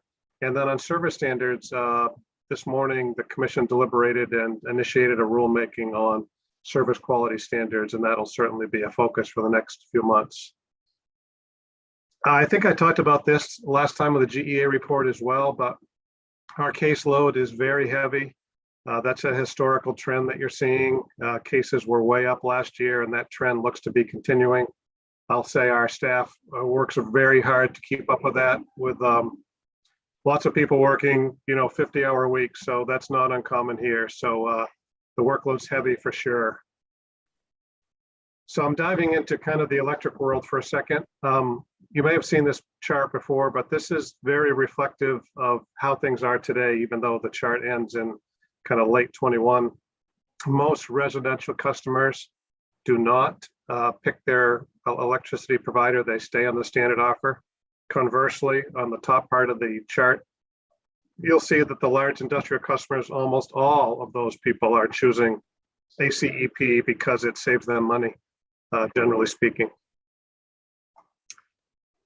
This chart has been in our annual report for a long time, and it really kind of shows interesting trends if you look closely at it. I guess I would point out the green bar at the far right-hand side. You'll see that's the huge standard offer increase that we're all struggling to deal with.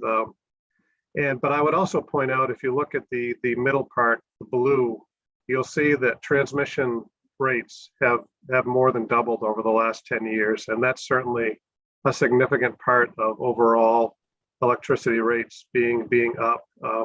Those numbers would be fairly comparable for Versant as well. I think their transmission cost is about 4 cents a kilowatt hour. So transmission is critical to, as we continue to electrify the state and hit some of our renewable goals. The transmission is going to be a necessary part of that puzzle. So, but there's costs involved there for sure. This is just a quick couple charts on natural gas. Just under 50,000 customers. That's about the same in 2021. So you kind of see the 4 LDCs there and their customer base. And then again, this is a 2021 annual report. So some of the data is from 2020, and believe it or not, prices actually went down a little bit in 2020, but certainly in the gas world, they are up now like all other energies are. And this is, I said we've received 100% scores from PHMSA, and this is some of the data surrounding why we do so well. We do a lot of inspections and are, holding those gas companies accountable to make sure they're operating safely. And then similarly in the DigSafe world, you'll see the volume of activity is about the same. We do spend a lot of time training operators to make sure they are digging safely. And we ran some ads last year that hopefully you saw to kind of bring home the point that, before you dig, make sure you're making a phone call to make sure you're digging safely. So we spend a lot of time on that as well. It's important to keep people safe. In the water world, drought has been an ongoing issue, as I think we're all aware of. We did implement some emergency rules that were helpful to some of the smaller utilities who are struggling with supply issues. The main water rate case was a large case last year, and a significant one from the standpoint of, that infrastructure for Biddeford-Saco hadn't been replaced since 1884. So that's a long time ago, but a significant investment for the main water company so that people in the Biddeford-Saco area have the water that they need. And then just pointing out again, not beating a dead horse here, but this is a big issue. The aging infrastructure of water utilities in Maine is significant. And what I just talked about is a perfect example. There are pipes in the ground that are over 100 years old all across Maine, and there will need to be some investments to address that issue. This is, I know this is probably tough to read, apologies for that, but this is a really good indication of kind of the old landlines going away. You can see back in 2008 that we were over 500,000 lines, and now we're down to 161,000. We have very little regulatory authority in the telephone world, just the provider of last resort customers. And then this is a 911 chart. Just we audit all the PSAPs in Maine and look at how they're answering calls and whether they're staffed appropriately, et cetera. So wanted to share that little piece of data. And in the consumer division, you know, we have 8 to 10 staff that answer calls most of the day. And the last couple of years, we've had 5,000 phone calls we've received. So, and this is my last chart. So we've got 66 employees, and with the legislation from last session, 6 were added. So we're up to 72 now. And you see that budget information, we're about 11 million on the non-911 side, kind of the regulatory side. And then our 911 division is 7 million. So that's all I had for you. And if I can unshare the screen, which I'm not sure I know how to do. There we go. You did it. So happy to answer any questions. I know that was quick, but wanted to get through it quick because I know you've had a long day. Great. Thank you, Mr. Lanfear. There were a lot of numbers there. I see a question from Representative Cuddy. Thank you, Senator, and thank you, Mr. Lanfear, for the presentation. On the second to last slide, you were referencing having roughly 5,000 calls or so per year, and in 2018 it was up to 15,000. I have a guess as to why that is, but can you go into some detail about why that is? Yeah, your guess is exactly correct. It was the large spike in cases from the implementation of CMP's billing system. So I'm sure that's what you were guessing. So that's what it was for sure. Representative Grochowski. Thank you, Madam Chair. And Mr. Lanfear, I had a question. You had the graphs that showed how much of your work was going to each of the different sectors, and there was a big jump in other, and I'm just really wondering what lives in the other bucket and why there was a jump in it. Yeah, I think the other is cases related to net energy billing. I'm pretty certain. I could get you a breakdown though, if that was, happy to do that. Yeah, I think that would be interesting, and I hadn't even thought of it when I asked, but maybe partly like all those advisory rulings about what is a discrete generation facility might be part of that jump, but we'll find out. Thank you. Yeah, I'll follow up and get you that information. Thank you. Representative Sachs. Thank you, Madam Chair. Good afternoon, Mr. Lanfear. I'm just asking because it's in the executive summary as part of your report as well, the service quality metrics. You had told us last week that the commission was going to be working on those this week. And so I wondered if you can provide an update to the committee on that. Sure. That was deliberated this morning. So we initiated the rulemaking, and I know there are several categories, and Phil could probably rattle them off better than I could, but I know it's reliability, customer service, billing, customer satisfaction, and then we're also proposing a customer report card that would be required. Again, this is a rulemaking, so it's just started, and once that order gets issued, I'd be happy to share the rule with the committee if you're interested. I am. Thank you for that. I appreciate that because those categories are what are found in 1959. So it'd be interesting to see how the work you're doing on that as well. Thank you. Sure. Happy to provide it. Other questions from the committee member? I'll just chime in with one I'm curious about. I think you said you got a grant to support the grid modernization and in particular looking at emerging technologies. Have you had a chance to get a sense of what some of those emerging technologies consist of or how they're going to play a role in modernizing the grid? That may be a bigger question than you want to answer right now. Yeah, we've only had preliminary meetings with the Department of Energy, but it's the Lawrence Berkeley Lab and the Oak Ridge Lab, those two labs. And I'll tell you, those people are sharp.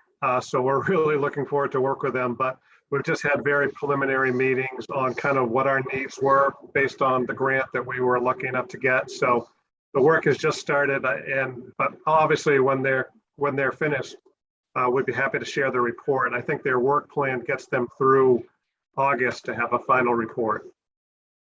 Great. We'll look forward to seeing that, I'm sure. Other questions from the committee members? Chairman Bartlett, anything you want to add? I don't think so. Okay. Are there any questions for me? I'm not seeing any. So thank you both for being here this afternoon and for your patience as it took us a while to get ourselves organized. Appreciate the report. Very welcome.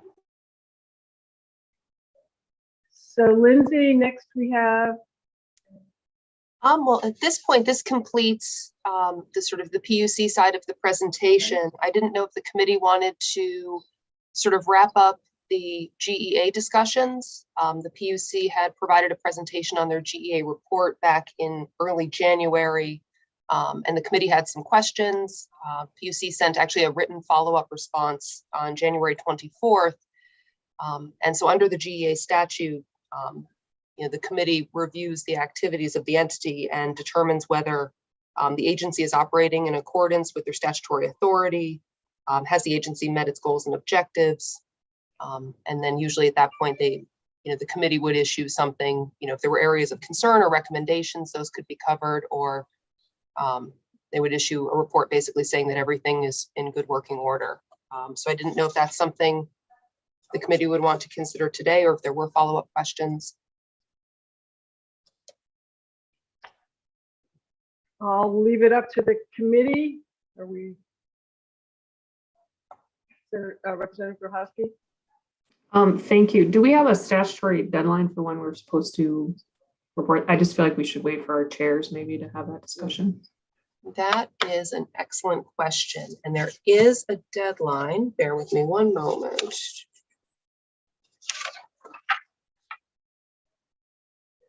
March 15th.